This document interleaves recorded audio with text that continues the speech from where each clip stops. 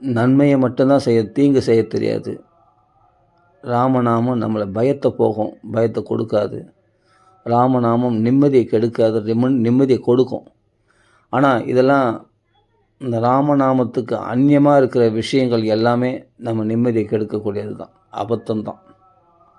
அதாவது ஒரு மகாத்மா சொன்னார், ராமநாமத்தை தவிர வேறு ராமநாமம் மட்டும் இல்லை, நாமா சொல்கிறவங்க எல்லோரும் தான் சொல்கிறேன், நாமா சொல்கிறத தவிர அந்நியமாக பேசுகிறது எதுவானாலும் அது அபத்தம்தான். நல்லா புரிஞ்சுக்கணும். நாமத்தை தவிர, இந்த நாம சிந்தனையை தவிர, நாமத்தை சொல்கிறத தவிர வேறு நீ எதை பேசினாலும் அது அபத்தம்தான். இல்லை நாம சம்பந்தமான விஷயமா, இந்த பாகவதம் ராமாயணம் அது மாதிரி பகவான் சம்பந்தமான விஷயமா பேசுறதை தவிர மற்றதெல்லாம் அபத்தம்தான். நல்லா பாருங்களேன் நீங்களே, கலியுகத்தில் அப்படி தான் இருக்குது இல்லையா? ஒரு நிமிஷம் யோசித்து பார்க்கணும். எப்படி இதெல்லாம் ஏதோ ஒரு வாழ்க்கை வாழறோம், அதான் வந்தோமா, சாப்பிட்டோமா, தூங்கினோமா, நல்லா சம்பாதிச்சோமா, நல்லா வசதியாக வாழ்ந்தோமா, ஒரு நாள் செத்து போனோமா அப்படின்றது வாழ்க்கை கிடையாது. அதுதான் பாகவத மகாத்மியத்தில் சொல்கிறது. புத்புதா இவ தோயேஷு மஷகா இவ ஜந்துஷு ஜாயந்தே மரணா இவ கதா ஸ்ரவணவர்ஜிதாக. கதான்னா பகவான் நாம கீர்த்தனமும் கதா தான், பகவத் கதா தான். பகவானுடைய புகழை பேசக்கூடிய லீலைகளையும் பகவத் கதையை தான் சொல்கிறோம். நான் அந்த பகவானுடைய கதையை, பகவத் சம்பந்தமான விஷயத்தை விட்டுட்டு ஒரு மனுஷன் கண்டதே காட்சி கொண்டதே கோலன்னு வாழறான்னா அவன் நீர்க்குமிழி போல் அவனுடைய வாழ்க்கை. புத்புதா இவ தோயேஷு. இப்போ நீரில் தோன்றக்கூடிய நீர்க்குமிழி எப்போ வேணாலும் வெடிச்சு போகலாம், அது கேரண்டி கிடையாது இல்லையா? அதுபோல் மனுஷ வாழ்க்கையும் அத்ருவம், நிலையற்றது. ஆனால் எப்போ வேணாலும் மனுஷன் உயிர் பிரியலாம். ஆனால் எதுக்காக அப்போ தோன்றினா அப்படின்னா, அது இந்த நுரையை எதுக்காக தோன்றுச்சுன்னா வெடிக்கிறதுக்குன்னே தோன்றுச்சு. அதனால் ஏதாவது பிரயோஜனம் உண்டா? அந்த நீர்க்குமிழி எதனால் பிரயோஜனம் உண்டா? வெடிக்கிறதுனே தோன்றுச்சு. அது பபுள்ஸ் வெடித்து போகிறதுக்காக தோன்றுச்சு, அவ்வளோதான். அது மாதிரி மனுஷன் எதுக்காக பிறந்தான்? சாகிறதுக்குன்னு பிறந்தான் கிடையாது. யாருன்னா கதா ஸ்ரவண வர்ஜிதா, பகவத் கதையில் ஈடுபடாதவங்க, பகவத் குணங்களை பற்றி பேசாதவங்க, பகவன் நாமத்தை கீர்த்தனம் பண்ணாதவங்களை தவிர மற்றவங்களுடைய வாழ்க்கை இந்த நீர்க்குமிழி போல் தான். எதுக்காக பிறந்தான்னா ஜாயந்தே மரணா எய்வ. அவன் எப்படின்னா இந்த பபுள்ஸ் வெடித்து போகிறதுக்காகவே பபுள்ஸ் தோன்றினது போல் மனுஷன் பிறவி எதுக்காக? பகவானுடைய வழிபடாதவனுடைய, பக்தி இல்லாதவன், பக்தி செய்யாதவனுடைய வாழ்க்கை என்னென்னா எதுக்காக பிறந்தானா? சாகிறதுக்குன்னே பிறந்தானோ. இன்னொரு திருஷ்டாந்தம் கொடுக்குறாரு. இப்போ ஒரு கொசு இருக்குது, மசகா இவ ஜந்துஷு அப்படின்னு சொல்கிறார். அந்த கொசு என்ன பண்ணும்? 4 பேருடைய ரத்தத்தை உறிஞ்சிட்டு டக்குன்னு ஒரு அடி அடிச்சோடனே பட்டுன்னு போயிடும். அந்த கொசு லைஃப் ஹிஸ்ட்ரி எழுத முடியுமா? இவர் வந்தார், இப்படி சாதித்தார், அதனால் அதுக்கு ஏதாவது தன் ஆத்ம லாபத்தை தேடிக்குமா அந்த கொசுவானது? என்ன பண்ண? 4 பேர் ரத்தத்தை உரியும், அவ்வளோதான். அது மாதிரி நாமளை மற்றவங்களுக்கும் பாரமாக இருப்போம் இந்த உலகத்தில். அப்புறம் நாம் ஒரு நாள் எங்கேயாவது அடித்தா போயிடுவோம், அவ்வளோதான் இல்லையா? நாம் நோய்களால் அடிக்கப்படுறோம், இல்லை ஆபத்துக்களால், விபத்துக்களால், எப்படியோ ஒன்று மரணம் அடைகிறோம். அப்போ எதுக்காக அது கொசு தோன்றுச்சுன்னா ஜாயந்தே மரணா எய்வ. அது எதுக்காக தோல் மேலே உட்காந்துது அப்படின்னா, எவனா ஒருத்தன் அடித்தான்னா பட்டுன்னு ஒரு ஸ்பாட் ரத்தம், அவ்வளோதான் இருக்குது. அந்த கொசு பார்த்தா செத்து போச்சு, அவ்வளோதான். அது லைஃப் அவ்வளோதான். அது எதுக்காக உட்காந்துன்னா சாகிறதுக்குன்னே உட்காந்துது. நம்ம முதுகில், நம்ம கையில். ஜாயந்தே மரணா எய்வ. அது மாதிரி அந்த கொசு மாதிரி நம்ம வாழ்க்கை ஆகிடக்கூடாது. நம்ம அவ்வளோதானா, அந்த கொசுக்கு நிகரானதான் நம்ம மனுஷ வாழ்க்கை. மனுஷ வாழ்க்கை துர்லபம் மானுஷ ஜென்மன்னு சொல்லியிருக்குமே, அந்த மனுஷ வாழ்க்கை எவ்வளோ வசதியானது, ரொம்ப ரொம்ப ரொம்ப ரொம்ப ரொம்ப மதிப்பு மிக்கது, ரொம்ப வசதி, துர்லபம். மனுஷ ஜென்மம் கிடைக்கிறது ரொம்ப துர்லபம். அப்படிப்பட்ட ஒரு மனுஷ ஜென்மாவை ஒரு கொசு ஜென்மாவுக்கு இணையவா நம்மளை மாற்றிடுறது? யோசிச்சு பாருங்கள். அந்த கொசுவும் நீயும் ஒன்று தான். அது எப்படி அது ஆத்ம லாபத்தை தேடிக்காமல் 4 பேர் ரத்தத்தை உறிஞ்சி செத்து போச்சோ, அது மாதிரி நீயும் மற்றவங்களுக்கும் தொல்லைகளை கொடுத்து இந்த உலகத்தில் வாழ்ந்து பிறருக்கு பாரமாக இருந்து கடைசியில் நீயும் செத்து போயிட்ட அப்படின்றதுக்காக அந்த கொசு மாதிரி நம்ம வாழ்க்கை ஆகிடக்கூடாது. நம்ம அப்படியே ஒரு அற்ப ஜீவனுடைய பிறவியை நம்ம எடுத்திருக்கோம். நம்ம மனுஷ பிறவி அல்லவா எடுத்திருக்கோம். அப்போ எவ்வளோ வசதி. அப்போ எவன் பகவத் கதைகளை கேட்கலையோ, பகவன் நாமா சொல்லியோ, அந்த அற்ப பிறவியாகிய கொசுக்கு இணையானது தான் உன்னுடைய லைஃப் அப்படின்றாருன்னா எவ்வளோ நினச்சி பார்த்து நம்ம வருத்தப்பட வேணாமா? மனுஷ ஜென்மம் அதுக்காக கிடையாது. இந்த கொசு மாதிரி பட்டு நடிச்சா உடனே அப்படி அடிச்ச உடனே டக்குன்னு போகிறதுக்காக கிடையாது. மனுஷ ஜென்மம் ரொம்ப பிரயோஜனமானது.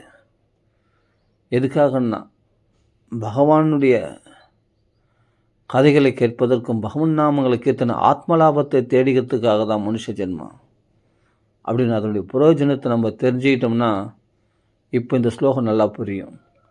புத்புதா இவ தோயேஷு மசகா இவ ஜந்துஷு ஜாயந்தே மரணா இவ. யாருன்னா கதாசிரவண வர்ஜிதாக. பாகவதம் கேட்டவன் காதலை கேட்டானா அவனுக்கு மறுபிறப்பு கிடையாது. பாகவதம் கேட்டு பழகிட்டேன்னா அதை சுவைச்சிட்டேன்னா அதுக்கப்புறம் நீயே வானா. இப்போ நான் கூட இந்த நாமா மட்டும் போதும், பாகவதமே வானா, ஓரங்கட்டிலானா முடியலையே. உபகூகனம் அந்த பகவானுடைய திருவடி கமலங்கள் அந்த தேனை சுவைத்து விட்ட பிறகு அதை விட முடியலையே. என்ன தான் விட்டணும்னு நினச்சாலும் வேணாம், பாகவதமே ஓரங்கட்டு, ராமநாமம் மட்டும் போதும் அப்படின்னா மனசு இழுக்குது. அதுவும் சொல்லப்போனால் அதிகமாக ராமநாமம் சொல்ல தான் இன்னும் அதிகமாக பாகவதத்தில் மனசு கவருது, மனசு மயங்குது. உலக விஷயத்தில் மனசு மயங்கலை, ஆனால் பாகவதத்தில் மனசு மயங்குது. அது ஏன்னா அதான் சூட்சமம். அங்கே தான் ஒரு டெக்னிக் பகவான் வச்சுருக்கான். என்ன டெக்னிக்கு, என்ன மேஜிக் அது அப்படின்னா, அது என்ன மேஜிக்னா நாமா சொல்ல மனசு பரிசுத்தமாகும்.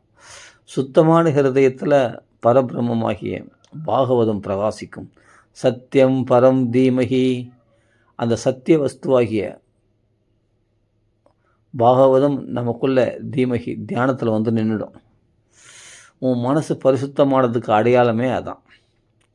பாகவத்தில் பக்தி வரணும்.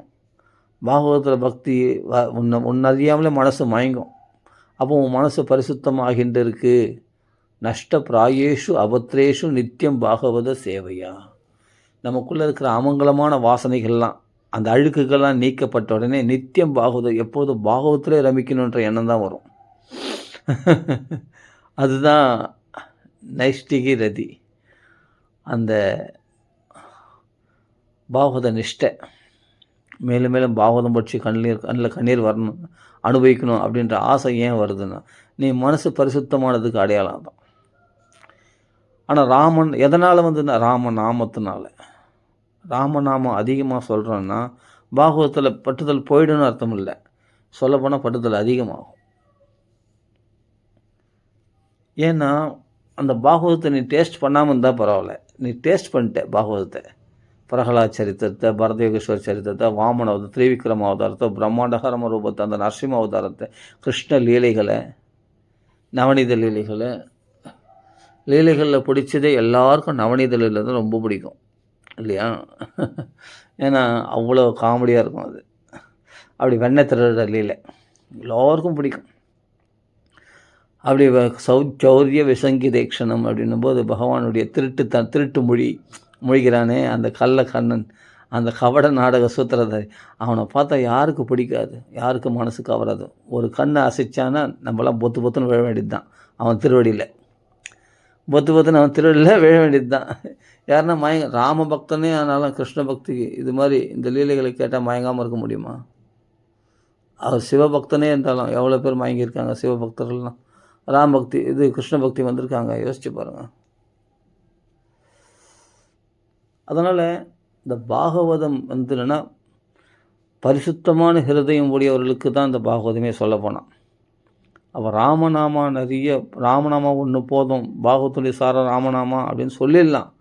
ஆனால் சொல்கிறவங்க ஃபஸ்ட்டு கடைப்பிடிக்க முடியுமான்னா, பாகவத்தை விட்டு ராமனா மட்டும் போதும் அப்படின்னு இருக்க முடியுமானா இருக்க முடியாது. அது எப்படியாவது மயக்கிடும். ஏன்னா மனசு பரிசுத்தமானதுக்கு அடையாளமே பாகவதத்தில் பக்தி வர்றது தான்.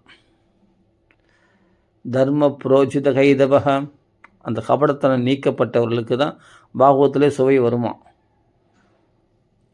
அப்படியேப்பட்ட பாகவ தர்மம் இதில் சொல்லப்பட்டிருக்கிறது. சாதுக்களுக்குரிய பாகவ தர்மம் சதாம் தர்ம புரோஜித கைதவக அத்திர பரமோ நிர்மத் சராணாம் சதாம்.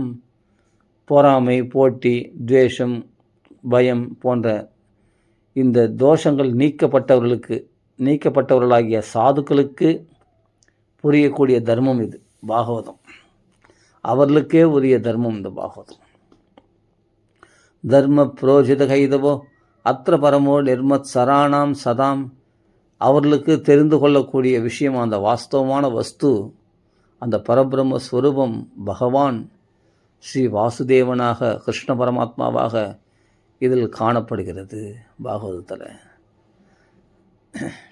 வேத்தியம் வாஸ்தவம் அத்திர வஸ்து சிவதம் தாபத்ரய உன்மூலனம்.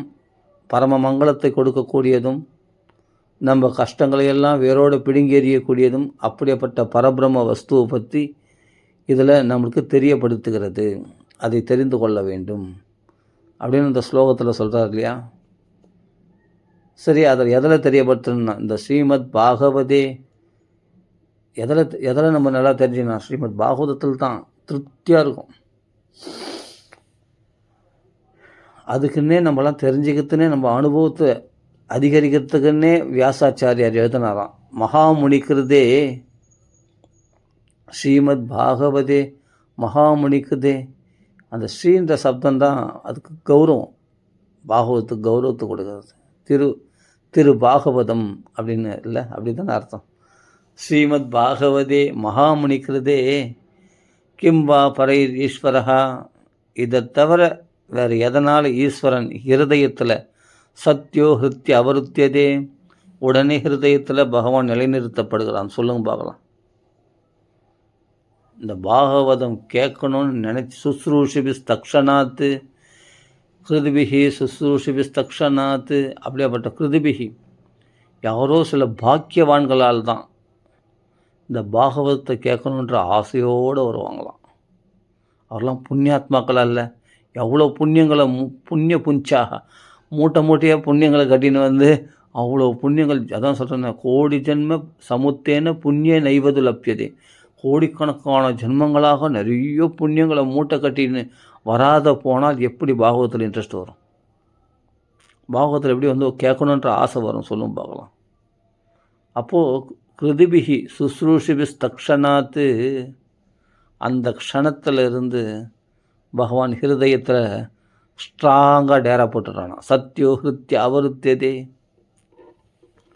எப்போ அந்த பாகவதம் கேட்கணும் ஆசை எதனால் வரும்னா, அவ்வளோ புண்ணியம் பண்ணியிருந்து அந்த புண்ணியகரமான உன் பாவங்கள் போக்கியிருந்தால் தான் பாகவத்தில் இன்ட்ரெஸ்ட் வரும்.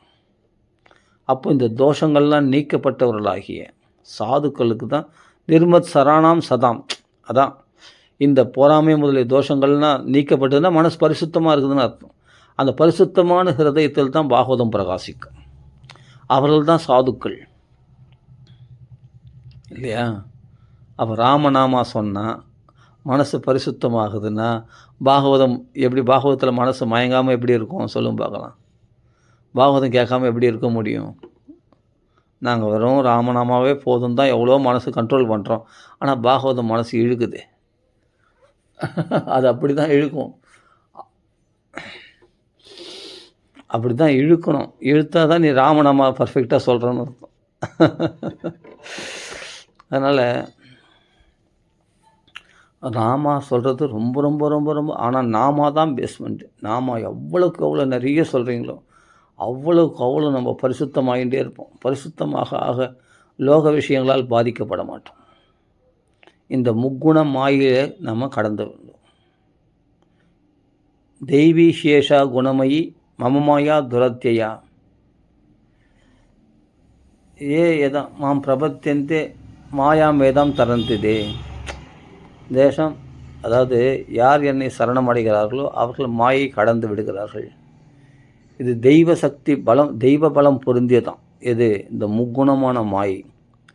அது தெய்வ பலம் பொருந்திய அந்த முக்குணமான மாயை மனுஷ பலத்தினால அதை ஜெயிச்சிட முடியுமா?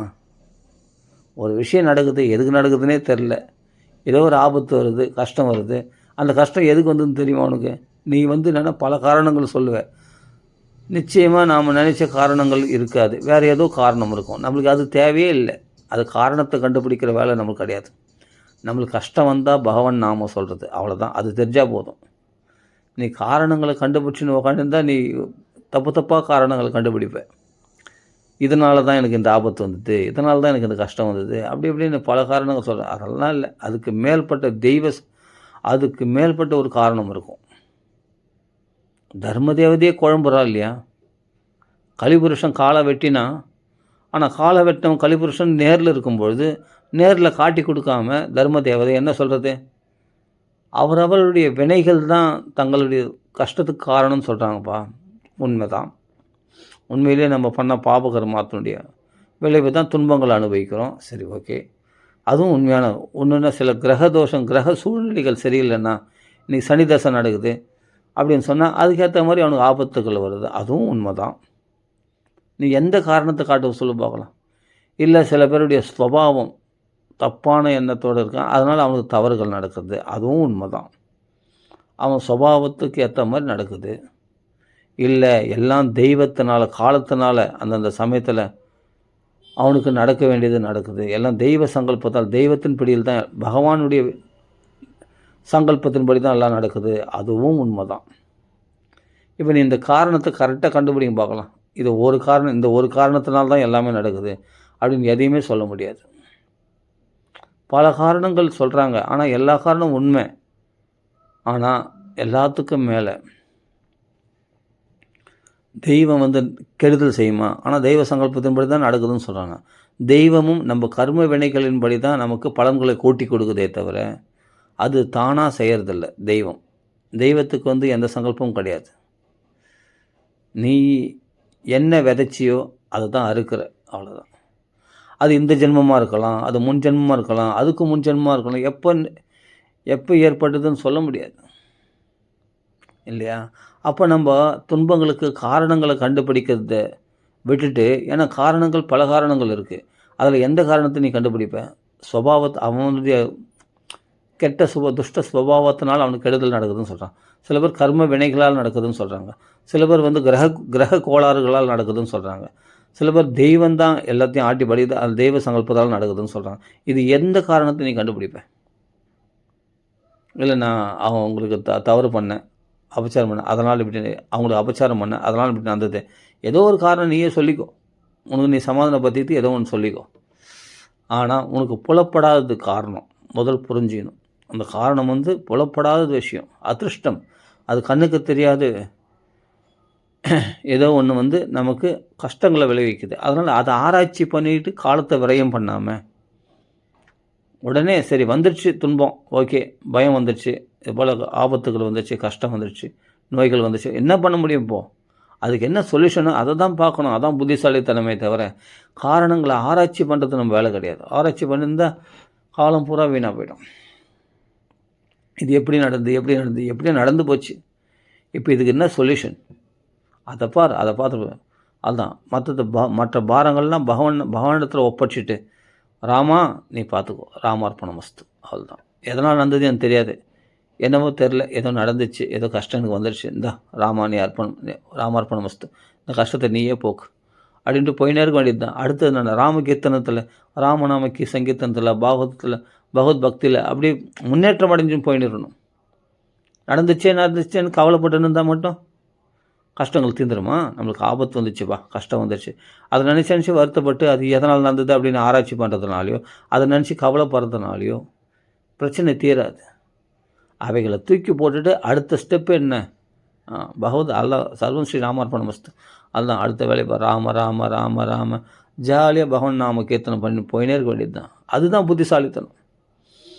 அது நிறைய நாம சொன்னவங்களுக்கு இந்த பக்குவம் தன்னாலே வரும். எதை நினச்சி அவன் கவலைப்பட மாட்டான், அவன் பாட்டுக்கு ஜாலியாக இருந்துட்டு போயினே இருப்பான்.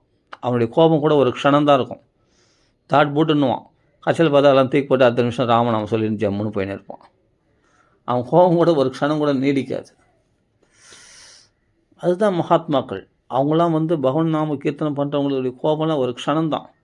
அடுத்த நிமிஷம் அவங்க ஜாலியாக அந்த நாமம் அவங்கள சந்தோஷப்படுத்திடும். அந்த இழந்த பொருளை பற்றியோ அந்த கஷ்டம் வந்ததை பற்றியோ அவங்கள அடுத்த நிமிஷம் மறக்க செய்துட்டு அதை ஞாபகத்தில் வைக்காதபடி அவங்கள சந்தோஷப்படுத்திடும் அந்த நாமம். அவங்கள குதூகலமாக வச்சுக்கும். அப்புறம் நாம கை கொடுக்குன்றதுக்கு என்ன அடையாளம்? துன்பத்திலேருந்து கை தூக்கி வர்றது தானே நாமத்துடைய ஒரு கருணைன்றது. வேறு என்ன? நாமத்துடைய கருணை என்ன? நாமி வரல நாம வரலன்னு சொல்கிறோம். அப்போ பகவானுடைய கருணைன்றது என்னன்னா, துன்பத்துலேயே அவனை தொழ வைக்கிறதா? துன்பத்திலே ஆழ்த்துதா? அதை நினச்சி புலம்புறதா? அது கிடையாது. அதிலிருந்து விடுவிக்கிறது தான் நாமத்துடைய நோக்கமே. விடுவிக்கிறத மட்டும் இல்லை, வேறு ஏதாவது ஆங்கிளில் திருப்பி அவன் புத்தியை திருப்பி அவனை சந்தோஷப்படுத்திடும் நாமம். இது ஒரு அப்பா அம்மா கூட செய்ய முடியாது. உன்னுடைய நண்பன், சிறந்த நண்பன் கூட உன் மூட டைவெர்ட் பண்ணி உன்னை சந்தோஷப்படுத்த நண்பர்கள் முயற்சி பண்ணுவோன்னு சொல்கிறாங்க. அவர்களால் கூட உன்னை அந்த அளவுக்கு சந்தோஷப்படுத்த முடியாது. நாம அவ்வளோ சீக்கிரம் உன்னை டைவெர்ட் பண்ணி உன் மூடை மாற்றி உன்னை சந்தோஷப்படுத்திடும். உன்னுடைய கெட்ட மூடை மாற்றி நல்ல மூடாக மாற்றிடும். அது நாம கண்டிப்பாக செய்யும். உன் மனைவி கூட செய்ய மாட்டான், உன் அப்பா அம்மா கூட செய்ய மாட்டாங்க, உன்னுடைய நண்பர்கள் கூட செய்ய மாட்டாங்க. உன்னை அவ்வளோ சந்தோஷம் கொடுத்துட மாட்டாங்க. நாம உடனே நம்மளுக்கு சொல்யூஷன் பண்ணும். அதுதான் அது தாயாகவும் தந்தையாகவும் நண்பனாகவும் மனைவியாகவும் கணவனாகவும் இருந்து நமக்கு உதவி செய்கிறது. சகோதரனாகவும் சகோதரியாகவும் இருந்து நமக்கு எல்லா உறவுகளாகவும் நாமம் ஜெயது. அது இருந்து நமக்கு பாதுகாப்பு அளிக்கும். டப்புன்னு நம்ம மனசை திசை திருப்பிட்டு நம்மளுக்கு ஆறுதல் கொடுக்கும். நீ நாமத்தை ஆரம்பத்தில் தான் நாமத்தை பற்றி கொள்ளுறதுக்கு நீ ரொம்ப போராடுவேன். அது பிறகு நாம உன்னை பற்றி கொள்ளும். அப்புறம் நாமாவை நீ விட்டு போன நினச்சா கூட போக முடியாது. ஏன்னா நாம உன்னை விட்டா தானே, அது தாமா விட்டால் தான் உண்டே தவிர நாம நம்மளை விடாது. நாம நம்மளை பற்றி கொண்டால் நம்ம எல்லா சூழ்நிலைகளையும் அது பார்த்துக்கும். உனக்கு எதுக்கு அந்த கவலை? நீ பாட்டு ராமநாமா சொல்லினரு, வர ஆபத்துக்களை நான் பார்த்துக்கிறேன் அப்படின்னு ஜம்முன்னு உன்னை உட்கார வைக்கும். கஷ்டம் வந்துச்சுன்னு உன்னை பற்றியும் நாமத்தை சொன்னேன், என்னை கைவிட்டு என்னை ஏமாத்திட்டு அப்படின்னு இவன் புலம்புவான். அதெல்லாம் உன்னை கைவிடல, எதுவும் பண்ணல, நீ பாட்டு உன் வேலையை பாரு, நீ பாட்டு ராமநாமம் சொல்லு, அது எதனால் நடந்தது ஏது நடந்தது அதை நான் பார்த்துக்கிறேன் அப்படின்ற ராமநாமம் ஒன்று என்ன பண்ண டைவெர்ட் பண்ணி உன் மனசை சந்தோஷப்படுத்திடும். இப்போ சில பேர் தகுதிகள்லாம் பார்த்தா ஆஹா ஓஹோ அவங்களெலாம் பார்த்தா அப்படி இருக்காங்களே இப்படி இருக்காங்க, நம்மளுக்கு அப்படி இல்லையே அப்படின்னு இந்த போராமலாம் வர நாமத்தினால பரிசுத்தமான மனதுடையவன் தனி உலகத்தில் வாழ்வான். அவன் இன்னொருத்தரை போட்டியாகவும் நினைக்க மாட்டான், அவனிடத்துல பார்த்து பொறாமையும் பட மாட்டான். அவருடைய உயர்வன அவருடைய தபசு அவருடைய உயர்வாக வாழ்கிறார்கள். அவருடைய தகுதி அவருக்கு அந்த தகுதி இருக்குது, அந்த வசதிகள் அனுபவிக்கிறாங்க, அவ்வளோதான். அதுக்கு நமக்கு என்ன சம்மந்தம்? அவர்கள் வாழ்க்கையில் நல்லா இருக்காங்க, நல்லா இருக்கட்டும். நான் ஏன் பொறாம பண்ணணும்? நிர்மத் சராணாம் சதாம், சாதுக்களுடைய மனசு எப்படின்னா பொறாமையற்றதாக இருக்குமா. நிர்மத் சராணாம் சதாம், நான் எதுக்கே பொறாம பண்ணோம்? என் வாழ்க்கை எனக்கு பகவான் திருப்தியாக ராமநாமத்தை கொடுத்துருக்கான். ராமநாமத்தோட பெரிய சொத்து எதுவும் இல்லை. அது கூட வைஷ்ணவ தனமாகிய பாகவதம் இருக்குது. கை உள்ளங்கை நெல்லிக்கனி மாதிரி பகவான் கையிலேயே புஸ்தகத்தை கொடுத்துருக்கான். இதை விட வேறு என்ன நான் சௌக்கியத்துக்கு? எனக்கு இந்த 2 இருந்தால் போதுமே. நாம சொல்கிறது ஏதாவது கதைகளை சுவைக்கணுன்னா பாகவதம் இருக்குது.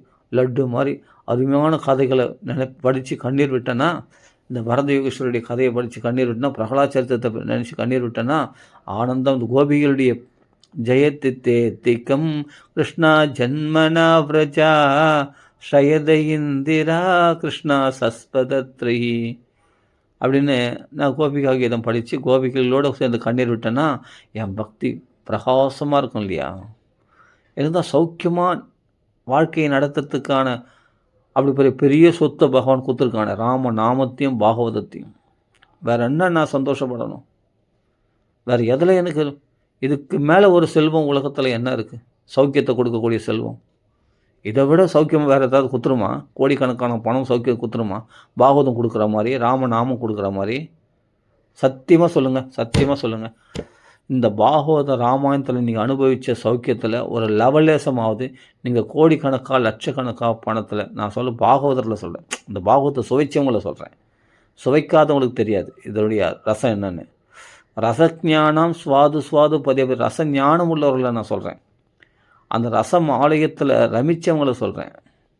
அந்த ரசம் ஆலயத்தில் மூழ்கினவர்களை சொல்கிறேன். இந்த பாகவதத்தில், பகவன் நாமத்தில் அவர்களை கேட்குறேன், இந்த பாகவத ரசத்தில் அனுபவித்த ஒரு கடுகளவு சௌக்கியமாவது நீங்கள் பணத்தினால் அனுபவிச்சிங்களா?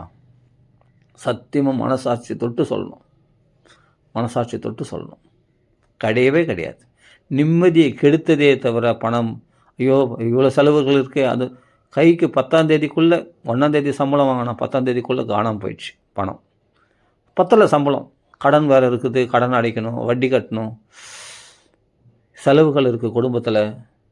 ஒரு காய்கறி சாமான்லேருந்து உப்பு புளி மிளகாய் எல்லாமே, அரிசி பருப்பு விலை எல்லாம் விலை ஏறி போச்சு. அதிகமான விலை, விஷம் மாதிரி விலை ஏறி போச்சு இல்லையா?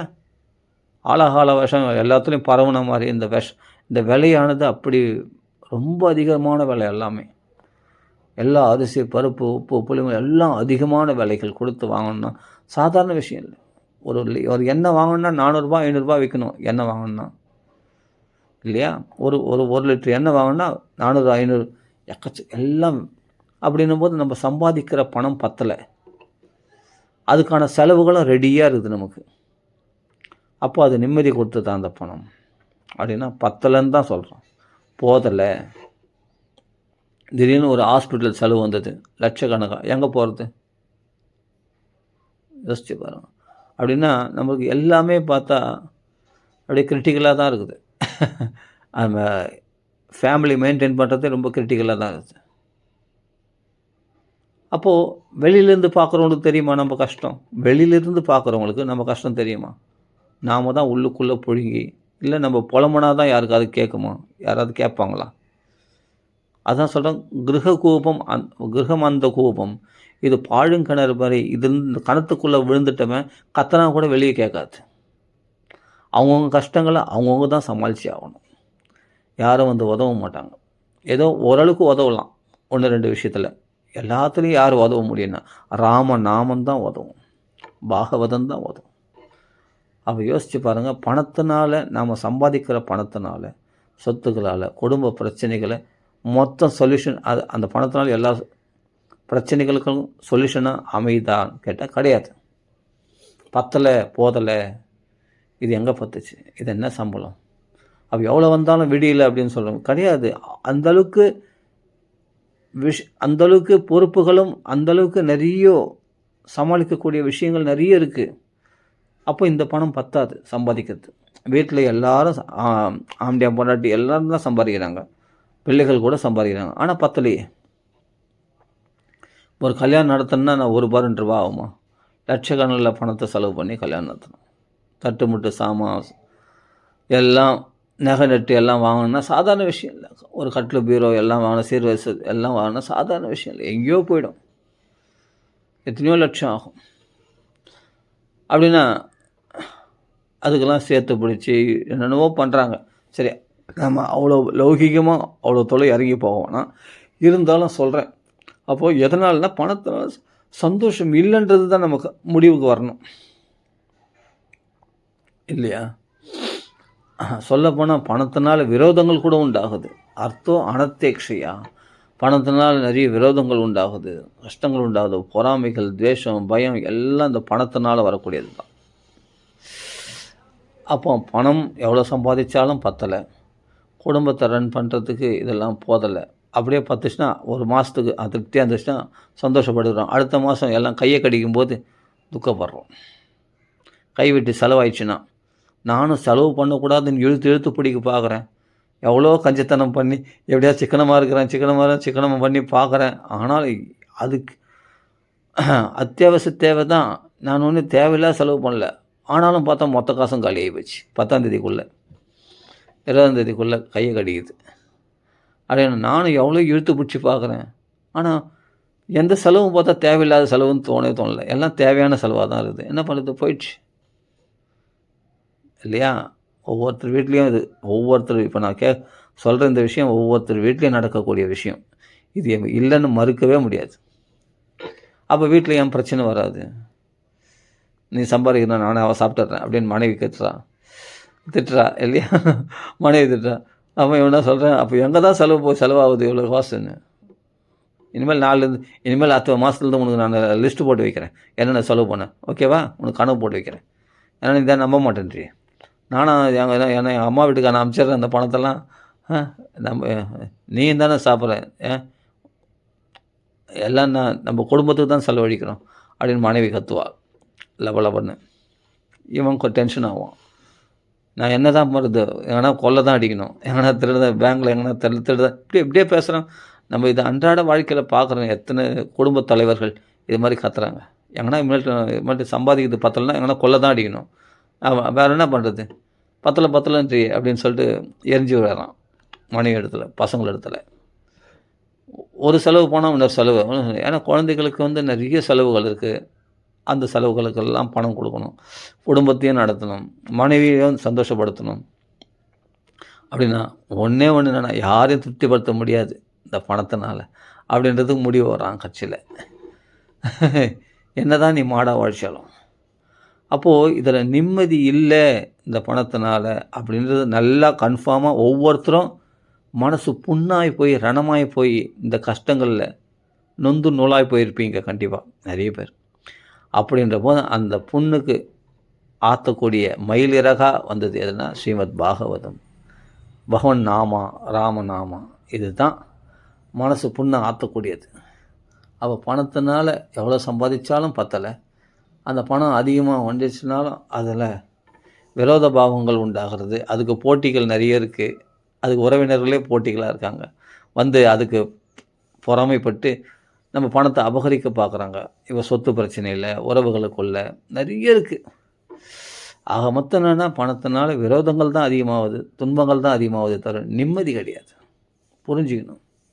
அது பெரிய கோட்டீஸ்வரனாக இருந்தாலும் சரி, லட்சாதிபதி இருந்தாலும் சரி, அப்படி தான் எல்லாருடைய வாழ்க்கையும். சரி, அப்படின்னும் போது இந்த பாகவதத்தில் இந்த பாகவதம் சொல்லும்போதே மனசு நிறைவாக இருக்குது. இது ஏதோ ஒரு ஆஸ்வாசம் இருக்கே, இங்கே ஏதோ சந்தோஷம் இருக்கே, இது ஒரு கல்பவருஷம் மாதிரி இருக்கே, அந்த குளிர்ச்சி அந்த நிழலில் ஆனந்தமாக கிருஷ்ண கதைகளை கேளுன்னா சபாஷ். இப்போ அதெல்லாம் மறடா, அதெல்லாம் பொறுப்புகளா, அது இது அதெல்லாம் அப்புறம் பார்த்துக்கலாம், வாடா கொஞ்சம் நேரம் பாகவத கதை ஒரு 2 மணி நேரம் கேட்டு வரலாம் வா அப்படின்னு சொல்லிட்டு அயோத்தியா மண்டபத்துக்கு எவ்வளோ பேர் வராங்க. ஏன்னா வீட்டில் நிம்மதி இல்லைன்னு தானே இங்கே கதைக்கு வராங்க. வீட்டில் நிம்மதி இல்லைன்னு தானே கதைக்கு வராங்க. வேறு என்ன பண்ணுறது? எப்போ பார்த்தாலும் டிவியை பார்த்துனே இருந்தா, அதுலேயும் பார்த்தா இந்த சீரியல்லாம் பார்த்தா மாமியார் வில்லிங்க இருப்பாங்க, மருமக வில்லிங்க இருப்பாங்க, நிறைய பார்த்தா அது மாதிரி சீரியல் தான் நிறைய வரும். அதெல்லாம் பார்த்தா மனசு கல்மஷம்தான் உண்டாகும். ஆனால் சகல கல்மஷ நாசனம் உண்டாகும் பாகவதம் கேட்டால். பகவானுக்கு சந்தோஷம் உண்டாகும். கிருஷ்ண பிரியம் சகல கல்மஷ நாசனம் ச முக்தேக ஹேதுமிக பக்தி விலாசகாரி சந்த கதானகமிதம். சாதுக்கள் வாக்களை கதைகளை கேட்கும்போது விபதாதரேன்னு தீர்த்தே லோகே தீர்த்தேன பரிசீலனை சேவையாக்கி. இந்த உலகத்தில் தீர்த்த யாத்திரைன்னு நம்ம ஏன் மூட்டை கட்டிக்கணும்? அருமையான பாகவத கதை இருக்குது, பகவன் நாமா இருக்குது, அருமையாக அனுபவித்து வாழ்க்கையை சந்தோஷமாக போக்க வேண்டியது தான். அதனால் இதுக்கெல்லாம் சொல்யூஷன் முடிவே கிடையாது. இந்த பணத்தட்டுப்பாடை எப்படி போக்குறது அப்படின்னா அதுக்கு எங்கன்னா கடன் வாங்கலாமா, எதை பண்ணலாம், லோன் வாங்கலாமா, என்னென்னவோ 1008 கஷ்டங்கள், சந்தி சகசக ஆயிரக்கணக்கான விஷயங்களில் ஈடுபட்டு அது முடிவே இருக்காது. அது இதுலேருந்து அது பண்ணலாம், அதுலேருந்து அப்படி பண்ணலாம், இப்படி ஏதாவது மனக்கணக்கு போட்டுனே இருக்குமே தவிர அது ஒரு முடிவுக்கே வராது. அந்த மாயில் விழுந்தவன் அதனுடைய எண்டை பார்த்ததே கிடையாது. கஷ்டங்களுடைய எண்டை பார்த்ததே கிடையாது. கஷ்டப்பாடு நேரம் அதை அப்படியே விட்டுடு. அதில் பதில் செய்யறதுதான் கட்சி வரைக்கும் பதில் செய்துனே இருக்க வேண்டியது தான். காலம் பூரா அதுக்கு நீ பிரதிகாரம் பண்ணினே இருந்தானா என்றைக்கு நீ பாகவதத்துக்கு பகவன் நாமத்துக்கு வர்றது? அது முடிவு கிடையாது. பிரச்சனைகள் ஒரு பிரச்சனை போனால் இன்னொரு பிரச்சனை வரும். இந்த பிரச்சனை முடிச்சுட்டு நான் பாகவத்து வரேன், சத்தியமாக நடக்காது. எழுதி வச்சுக்கோ நான் சொல்கிறது. வயசாகிடுச்சப்பா இனிமேல் வேணாம், இல்லை கொஞ்சம் இந்த பிள்ளைகள்லாம் கல்யாணம் பண்ணணும், அவன் பேரம்பத்திக்கெல்லாம் கல்யாணம் பண்ணணுவேன், அப்போ ஏதாவது ஒரு காரணம் சொல்லுவேன், தட்டி கழிச்சுனே இருப்பேன். இதுக்கெல்லாம் எண்டே கிடையாது. முதல் இது அப்படி எண்டு கிடையாதுன்னு தெரிஞ்சுக்கிட்டு என்ன பண்ணணும், பாகவத்துக்கு அப்போதைக்கு இப்போதே சொல்லி வைத்தேன் கோவிந்தான்ற மாதிரி இப்போவே பகவன் நாம சங்கீர்த்தனத்துக்கு வந்துடு, பாகவதம் கேட்க வந்துடு, ஜம்முன்னு ஈடுபடு. பிரச்சனைகள் இருக்குது, அது பாட்டு ஒரு பக்கம் இருக்கட்டும், நீ பாட்டுக்கு பாகவதத்தில் ஈடுபடு, பகவன் நாமத்தில் ஈடுபடு, அவ்வளோதான்.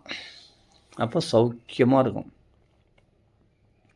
அப்போ பகவன் நாமத்துக்கே ராம ராம ராம ராம ராம ராம ராம ராம் ராம ராம ராம ராம் ராம ராம ராம ராம ராம ராம ராம ராம் ராம ராம ராம ராம ராம ராம ராம ராம் ராம ராம ராம ராம் ராம ராம ராம ராம ராம ராம ராம ராம் ராம ராம ராம ராம ராம ராம ராம ராம் ராம ராம ராம ராம ராம ராம ராம ராம் ராம ராம ராம ராம ராம ராம ராம ராம் ராம ராம ராம ராம ராம ராம ராம ராம்.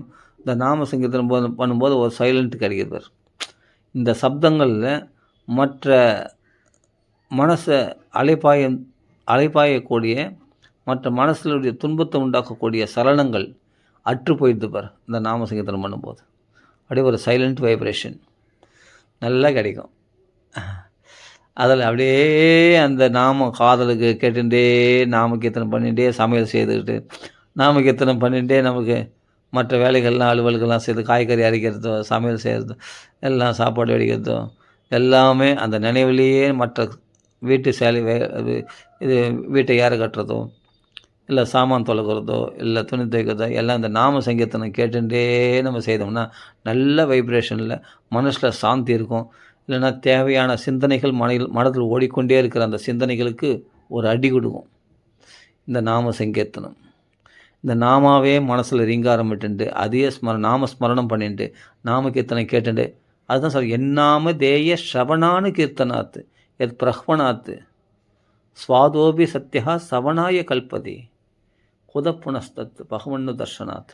அப்படின்னும் போது எந்த நாமத்தை ஒருத்தர் ஸ்ரவணம் பண்ணாலும் இல்லை கீர்த்தனம் பண்ணாலும் எத் ஸ்ரவணானு கீர்த்தனாத் அது ஸ்வாதோபி சத்யா ஒரு சண்டாளனை கூட பரம பவித்திரமாக ஆக்கிடுமோ, ஒரு சோமயாகம் பண்ணக்கூடிய தகுதியுடைய பிராமணனுக்கு நிலைக்கு உயர்த்திடுமோ, அந்தளவுக்கு பரம பாவனமாக்கிடுமோ அப்படிப்பட்ட பகவன் நாமம்.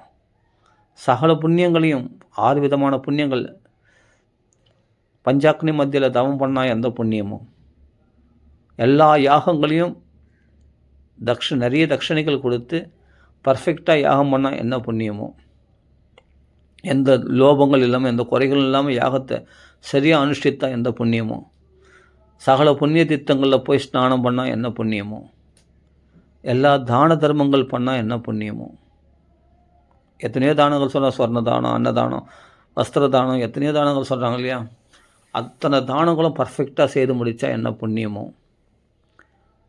கங்கை கரையில் உட்காந்து வேதத்தியனம் பண்ணால் என்ன புண்ணியமோ, அது மாதிரி 6 வித புண்ணியங்களையும் அள்ளி கொடுத்துருமா. ஜிஹ்வாக்கரே நாமதுப்பியம், நாக்கு நுனியில் ராமான்னு சொல்கிறதுனால இத்தனை புண்ணியங்களையும் அவன் சம்பாதிச்சுக்கிறான். இந்த ஒவ்வொரு புண்ணியத்தையும் தபஸ் பண்ணணும், யாகம் பண்ணணும், யோகம் பண்ணணும்னா அதுக்கெல்லாம் எத்பலம் நாஸ்தி தபசா ந யோகேன சமாதினா தத்பலம் லபதே சம்யக்கு கழு கேசவி கீர்த்தனாத்து. பகவன் நாம கீர்த்தனத்தினால தபஸ் பலம் யோக பலம் எல்லாமே தத்பலம் லபதே, அந்த பலன்கள்லாம் கொடுத்துருமா.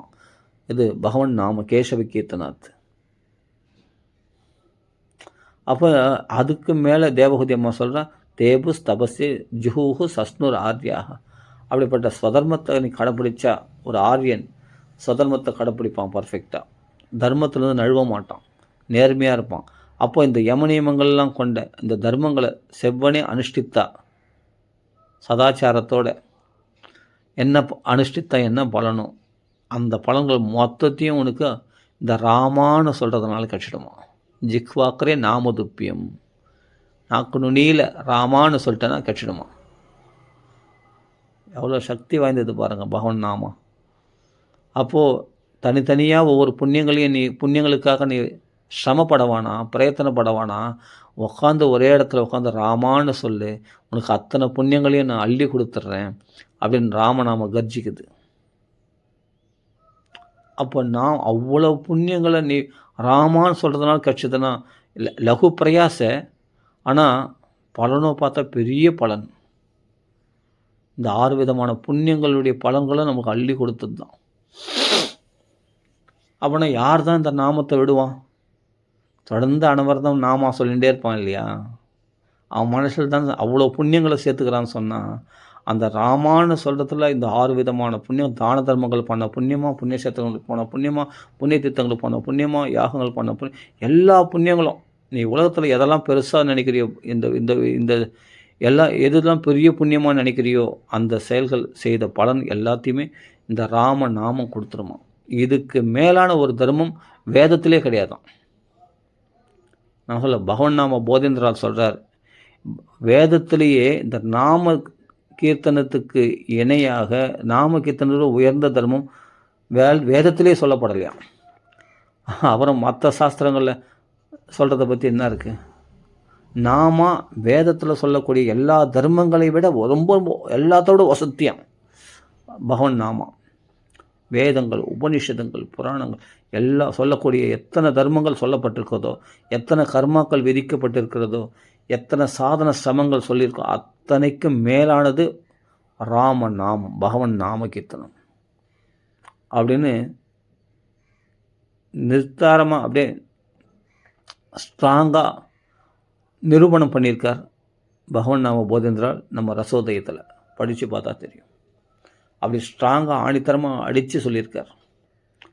எந்த பண்டிதர்களும் வாயெடுத்து பேச முடியாது, அப்படி ஸ்ட்ராங்காக நிரூபணம் பண்ணியிருக்கார். நீங்கள் 6 உல்லாசத்தையும் படித்து பாருங்கள் பகவன் நாம ரசோதயத்தை. அப்போ நம்மளுக்கு புரியும் நாம நிஷ்டை எவ்வளோ வசத்தின்னு. எல்லா தர்மங்களை விட சிறந்தது, வேதத்தில் சொல்லக்கூடிய எல்லா தர்மங்களை விட சிறந்தது என்ன? நாம சங்கீர்த்தனம் தான். இல்லைன்னா கலியுகத்துக்கு கதி பகவன் நாம சங்கீர்த்தனம் விதிப்பாரா நாரதர்? நாரதர் சொல்வாரா இந்த கலிசந்திரன் உபநிஷத்தில், ஹரே நாம ஹரே நாம ஹரே நாம இவை கேவல கலு நாஸ்தேவ நாஸ்தேவ நாஸ்தே கதிரன்யதா அப்படின்னு நாரதர் சொல்லுவாரா? அதுவும் சொல்கிறார் இல்லையா? ஹரே கிருஷ்ணா ஹரே ராமா சொன்னால் நம்ம எல்லா பாவங்களும் போயிடும். கலியுகத்துக்கு கரையறத்துக்கான ஒரே வழி பகவன் நாம சங்கீர்த்தனம் அப்படின்னு நாரதர் ஸ்பஷ்டமாக சொல்கிறாரு, நிரூபணமாக சொல்கிறாரு. அதான் சொல்கிறார், யோகினாம் நிருப நிர்ணீதம் ஹரேர் நாமானு கீர்த்தனம். யோகிகள்லாம் தீர்மானமாக முடிவெடுத்து நமக்கு கொடுத்துருக்காங்க இந்த நாம சங்கீர்த்தனம். தன் வாழ்க்கையில் அனுபவித்து, தன் வாழ்க்கையில் அதை கடைப்பிடித்து, அதன் மூலமாக பயன்பெற்று, பகவத் சாட்சாத்காரம் பெற்று, மோட்சத்தையும் அடைந்து அதை நிரூபணம் பண்ணி காண்பிச்சிருக்காங்க. நாம சங்கீர்த்தனத்தினால மோட்சமே கிடைச்சிடும், பகவத் சாட்சாத்காரமும் கிடைச்சிடும் அப்படின்னு வாழ்க்கையில் தியாக பிரம்மம் 96 கோடி நாம சொன்ன ராமர் பிரத்யட்சமாயிட்டார். துக்காராம் தாஸ் நாம சங்கீர்த்தனம் பண்ணி அவர் வைகுண்டத்துக்கே போயிட்டார். இதை விட வேறு என்ன பிரமாணங்கள் வேண்டும் சொல்லி பார்க்கலாம். நாமா சொல்லி அஜாமலனே புத்திரோபச்சாரிதான் ஏன் முக்தி, அவனே மோட்சம் அடைஞ்சான் இந்த நாம சங்கீர்த்தனத்தினால. அப்படின்னு நிறைய பிரமாணங்கள் இருக்குது, கடலளவு பிரமாணங்கள் இருக்குது. இதை விட வேறு என்ன பெருமை வேணும் நமக்கு? அப்போது யார் என்ன சொன்னாலும் எது பண்ணாலும் நம்ம என்ன பண்ணோம், ஒரு விஷயத்தில் ஸ்ட்ராங்காக இருக்கிறது ரொம்ப ரொம்ப முக்கியம். களி கெடுத்துடும். களி மனசை திருடக்கூடியவன். நல்ல குணத்தை நல்ல விஷயங்களில் ஈடுபடுறன்னு சொன்னால் சர்வ சாதன பாதகாக களிம் சத்வ ஹரம் பும்சாம். சாத்விக தன்மைகளை, சாத்விக குணங்களை நம்ம நல்ல விஷயங்களில் போகிறோன்னா அதை களி அபகரிச்சுடுவானா. களி சத்வஹரம் பும்சாம், சத்துவ குணத்தை அபகரிப்பானா. ரஜோகுண தம குணத்தை அபகரிக்க மாட்டான். கலிபுருஷன் ரஜோகுண தம குணம் தீய குணங்கள், அவைகளை அதிகமாக விதைப்பான மனசில். ஆனால் சாத்விக குணத்தை அபகரிச்சிடுவான். நல்ல வழியில் போகிறோன்னா அதை தான் கெடுப்பான். இதுதான் களியினுடைய வேலை. அதான் சொல்ல களி சத்வஹரம் பும்சாம். சத்துவம்னா மனசை திருடக்கூடியவனு ஒரு அர்த்தம், எல்லாம் ஒன்று தான். அது சாத்விக தன்மைகளை திருடக்கூடியவன். மனசை திருடக்கூடியவன் என்ன? கெட்ட வழியில் மனசை செலுத்தக்கூடியவன் அர்த்தம். நல்ல வழியில் போகாதபடி அந்த மனசை திருப்பி கெட்ட வழியில் போக வைக்க போகிறான், அவ்வளோதான். ரஜோகுணம் தமோ குணத்தில் பணம் சம்பாதி, நல்ல சுகபோகங்களை அனுபவி, ஜாலியாரு, அதெல்லாம் அப்புறம் பார்த்துக்கலாம். நாம சங்கீர்த்தனமாவது பாகவதமாவது அதெல்லாம் அப்புறம் பார்த்துக்கலாம். அதெல்லாம் வேணாம் உனக்கு எதுக்கு? அதெல்லாம் போனால் உனக்கு உன் குடும்பத்தை யார் காப்பாற்றுவா? நீ தான் உன் குடும்பத்தில் குழந்தைங்களாம் சந்தோஷமாக இருக்கணுமா வேணாம், எதிர்காலத்துக்கு நீ என்ன சேர்த்து வச்சுருக்கணும் பயத்தை உண்டு பண்ணி அதை பண்ணி இதை பண்ணி ஏதோ ஒரு பொறுப்புகள்ன்ற பேரால் உன் தலையில் கட்டி மொத்தம் பகவத் கதைக்கு நீ வரக்கூடாது, பகவன் நாம நீ சொல்லக்கூடாது.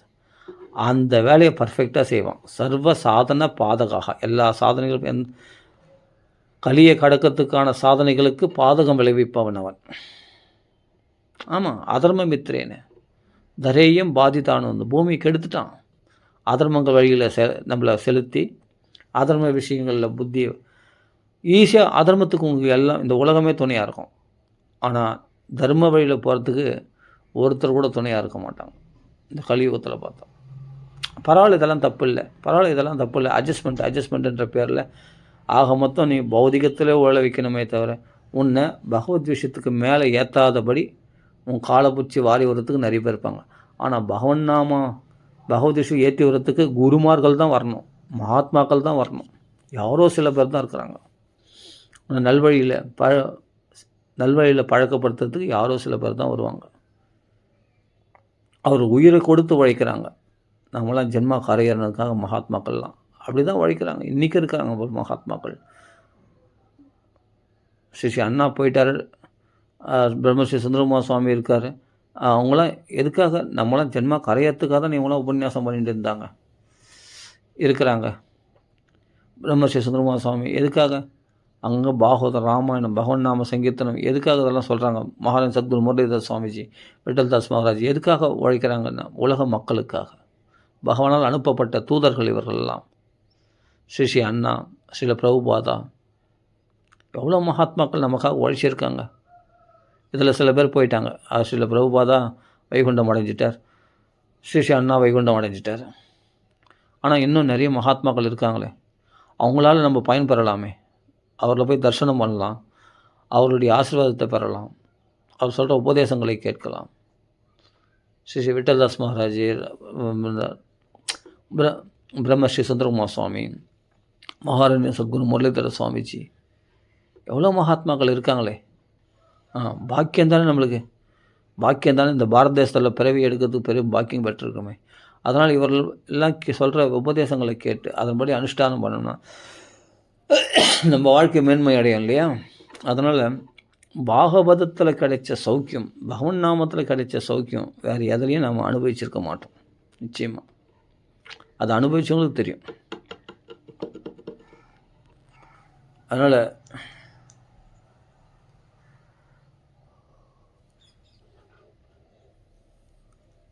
காலையில் நம்ம சாப்பாட்டு ருச்சி அது என்ன பண்ணுன்னா நித்தியதா. காலையில் வெடித்த அன்னம் மாலையில் ஊசி போகுது. அந்த அன்னத்தினால இந்த உடம்பை வளர்த்துருக்கோம். அதனால் என்ன பிரயோஜனம்?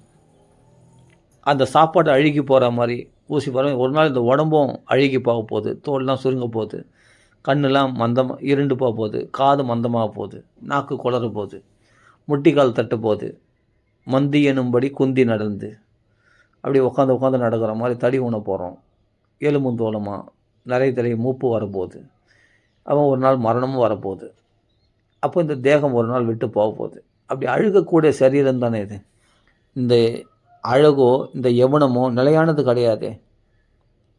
அது ஒரு வார்த்திகம் வந்துச்சுன்னா, அது வயசான காலம் வந்துடுச்சுன்னா அவ்வளோதான், முடிஞ்சு போச்சு. அதனுடைய ஷைனிங் பளபளப்பெல்லாம் இருக்கிறது தெரியாமல் தோல்லாம் சுருங்கி போய் கண்ணெல்லாம் டொக்லோன்னு உள்ளே விழுந்து போய் ஒரு நாள் மரணம் அடைய போகிறான். இழைச்சி போய் கழிச்சு போய் கண்ணெல்லாம் பஞ்சடைஞ்சு போய் ஒரு நாள் மரணம் அடைய போகிறான். காச சுவாச கிருதாயாச கண்டே குறகுறாயதே அப்படின்னு எருமினே லொக்குன்னு கோழை கட்டின்ட்டு ஒரு நாள் மரணம் அடைய போகிறான் இல்லையா. ஜரையா கிறிஸ்த தேக, இந்த முதுமையினால் ஆக்கிரமிக்கப்பட்ட தேகமுடையவனாக போக போகிறான். இந்த ஷைனிங்லாம் நிலையானது கிடையாது. இன்றைக்கி உடம்பு கட்டுமஸ்தாக வச்சுருக்கானா, எவ்வளோ நாள் வச்சுருப்பேன் நீ கட்டுமஸ்தா? ஒரு 8000 வருஷம் வச்சுருப்பியா? 80 வருஷம் வரைக்கும் கட்டுமஸ்தாக இருக்கானா. அதுவும் ஒரு நாள் விழுந்து 80 வருஷம் வரைக்கும் வைக்கலாம், கொஞ்சம் நீடிக்க செய்கிறான், அவ்வளோதான். 90 வயசு ஆயிடுச்சுன்னா அதுதான் தோல் சுருங்கிடும். பிறகு அந்த சக்தியெல்லாம் குறைஞ்சிடும். என்ன தான் ஜிம்மெலாம் போய் பாடி பில்டப் பண்ணின்னு சிக்ஸ் பேக்கெலாம் பண்ணிக்கிட்டேன். அதை விட 80 வயசில் பார்ப்போம், நல்லா இளமையாக இருக்கார், நல்லா கட்டுமஸ்தாக இருக்கும், எல்லாம் சொல்லலாம். அது எத்தினாலே இன்னொரு 10 வருஷம் அப்புறமா எல்லாம் மாறிடும். எப்பவும் ஒருத்தர் நிரந்தரமாக இருக்கிறதுக்கு தான் எல்லாமே சாகக்கூடாதுன்றதுக்காக தான் போராடி கொண்டு இருக்கிறோம். ஆமாம், இந்த மரணத்தை ஜெயிக்கிறது தான் வாழ்நாள் முழுவதும் போராடுறோம். அதுக்காக தான் சாப்பிட்றோம், அதுக்காக தான் வேலைக்கு தூங்குகிறோம், ஆரோக்கியமான உணவுகளை சாப்பிட்றோம், எவ்வளோ டாக்டர் போய் பார்க்குறோம், செக் பண்ணுறோம், ஃபுல்லாக பாடி செக்கப் எல்லாம் பண்ணுறோம். என்னென்னமோ நாமளும் இந்த மரணத்தை ஜெயிக்கிறதுக்கு இவ்வளோ போராட்டங்கள் போராடுறோம். ஆனால் கடைசியில் மரணம் தானே அடையிறோம். அதை ஜெயிச்சதும் ஒருத்தர் கூட கிடையாது. ஆனால் பகவானை ஜரா மரண மோக்ஷாய அதுக்காக என்னை வழிபடுவாங்க. பகவானை தான் பகவான் சொல்கிறான், ஜரா மரண மோக்ஷாய. அவள் ஜரா மரணத்துலேருந்து விடுவிக்கணும்னா எங்களை தான் வந்தாகணும் அப்படின்னு கீதையில் ஸ்பஷ்டமாக சொல்கிறான். என் நாமத்தை தான் சொல்லி ஆகணும், என் கதைக்கு தான் வந்தாகணும், இவர்களுக்கு வேறு கதியே கிடையாது. நீ என்ன தான் மருந்து சாப்பிட்டாலும் அப்படியேப்பட்ட மூலிகை சித்த வைத்தியத்தில் போய் மூலிகை மருந்தாக சாப்பிட்றான், எல்லாம் பண்ண தங்க பஸ்பம் சாப்பிட்றான், உடம்பு பலம் வச்சுக்கணும், எல்லாம் நடக்காது. எத்தனை வயசு அது தாங்குன்றேன் நான் கேட்குறேன். 100 வயசு வரைக்கும் 100 வயசு தாண்டி வாழ்ந்தவங்க கிடையாது. அதுவும் இந்த நூற்றாண்டில் பார்த்தா ரொம்ப கஷ்டம். யாரோ 110 வயசு 120 வருஷம் வாழ்ந்துருக்கலாம். அதுக்கு மேலே ஒரு 200 வருஷம் வாழ்ந்துடுவியா? முடியாது. நாளை எண்ணிகிட்டே இருக்க வேண்டியது தான். டைம் ஸ்டார்ட், அவ்வளோதான். நீ கொஞ்சம் ஒரு 10 வருஷம் எக்ஸ்ட்ரா வாழ்வேன், இல்லை ஒரு 5 வருஷம் எக்ஸ்ட்ரா வாழ்வேன், அவ்வளோதான் முடியும். அதுக்கு மேலே அவ்வளோதான், அது அவ்வளோதான், முடிஞ்சு போச்சு. 200 வருஷம்லாம் யாரும் வாழ முடியாது இந்த கலியுகத்தில். முடிஞ்சு போச்சு. 150 வருஷம் 120 வருஷம் ஆஹா ஓஹோன்றோம். 120 வயசு பாரு எப்படி இருக்காங்க, கல் மாதிரி இருக்காங்க. அப்புறமா அதுக்குள்ளே பல்லுலாம் விழுந்து போச்சு, நாடிலாம் தளர்ந்து போச்சு, தோல்லாம் சுருங்கி போச்சு, கண் பஞ்சடைஞ்சு போச்சு, தலைலாம் நரைச்சி போச்சு, உடம்புலாம் சதைகள்லாம் பார்த்தா தொலைன்னு அப்படியே ஆடிட்டு இருக்குது சதெல்லாம், பல்லெல்லாம் கொட்டி போச்சு. அப்புறமா இன்னொரு 10 வருஷம் தாங்கினா பெரிய விஷயம், அவ்வளோதான், முடிஞ்சு போச்சு வாழ்க்கை. ரொம்ப நாள் வாழ்ந்தாங்க. எவ்வளோ நாள்? 170 வருஷம் 150 வருஷம், ஒரு 200 வருஷம் வாழலாமே, முடியாது கலியுகத்தில். அப்போ நம்ம என்னவோ ஆயிரக்கணக்கான வருஷம் வாழ மாதிரி நம்ம நினச்சிண்டு நாம் எல்லா சொத்துக்களை சேர்த்துக்கிறோம், அது பண்ணுறோம் இதை பண்ணுறோம், என்ன ஆடி பாடி ஓடி ஒழிச்சு என்ன கஷ்டம். மனுஷ ஜென்மா கொடுத்ததே சொத்து சுகங்களை சேர்க்கறதுக்காகவும் உலக சௌக்கியங்களை அனுபவிக்கிறதுக்காகவும் இதான் பிழைக்கிற வழி அப்படின்னு நம்ம உஷாராக இருக்கிற மாதிரி நினச்சிட்டு நம்ம தலையிலே நம்ம மண்ணள்ளி போட்டுக்கிறோம், நாமளே ஏமாற்றிக்கிறோம். எவ்வளோ நாள் வாழ்ந்துடுவேன் நீ? அதான் கேட்குறேன், எவ்வளோ நாள் வாழ்ந்துடுவேன்? மிஞ்சி போனால் 100 வருஷம் வாழ்வியா? 120 வருஷம் வாழ்வியா? அதுக்கு மேலே அவ்வளோதான், முடிஞ்சு போச்சு. அதுவே பெரிய விஷயம். நல்ல சொத்துக்களை சேர்த்தான், பணம்னு வேலைக்கெல்லாம் பர்ஃபெக்டாக அந்த டைமுக்கு போயிடுவான் வேலைக்கு. எல்லாமே சூப்பராக அப்படியே பெரிய குரூப் லீடராக இருந்தார், எல்லாம் பண்ணாங்க, நல்லா சம்பாதிச்சார், எல்லாம் பண்ணார். கடைசியில் நான் 60 வயசில் போயிட்டார்.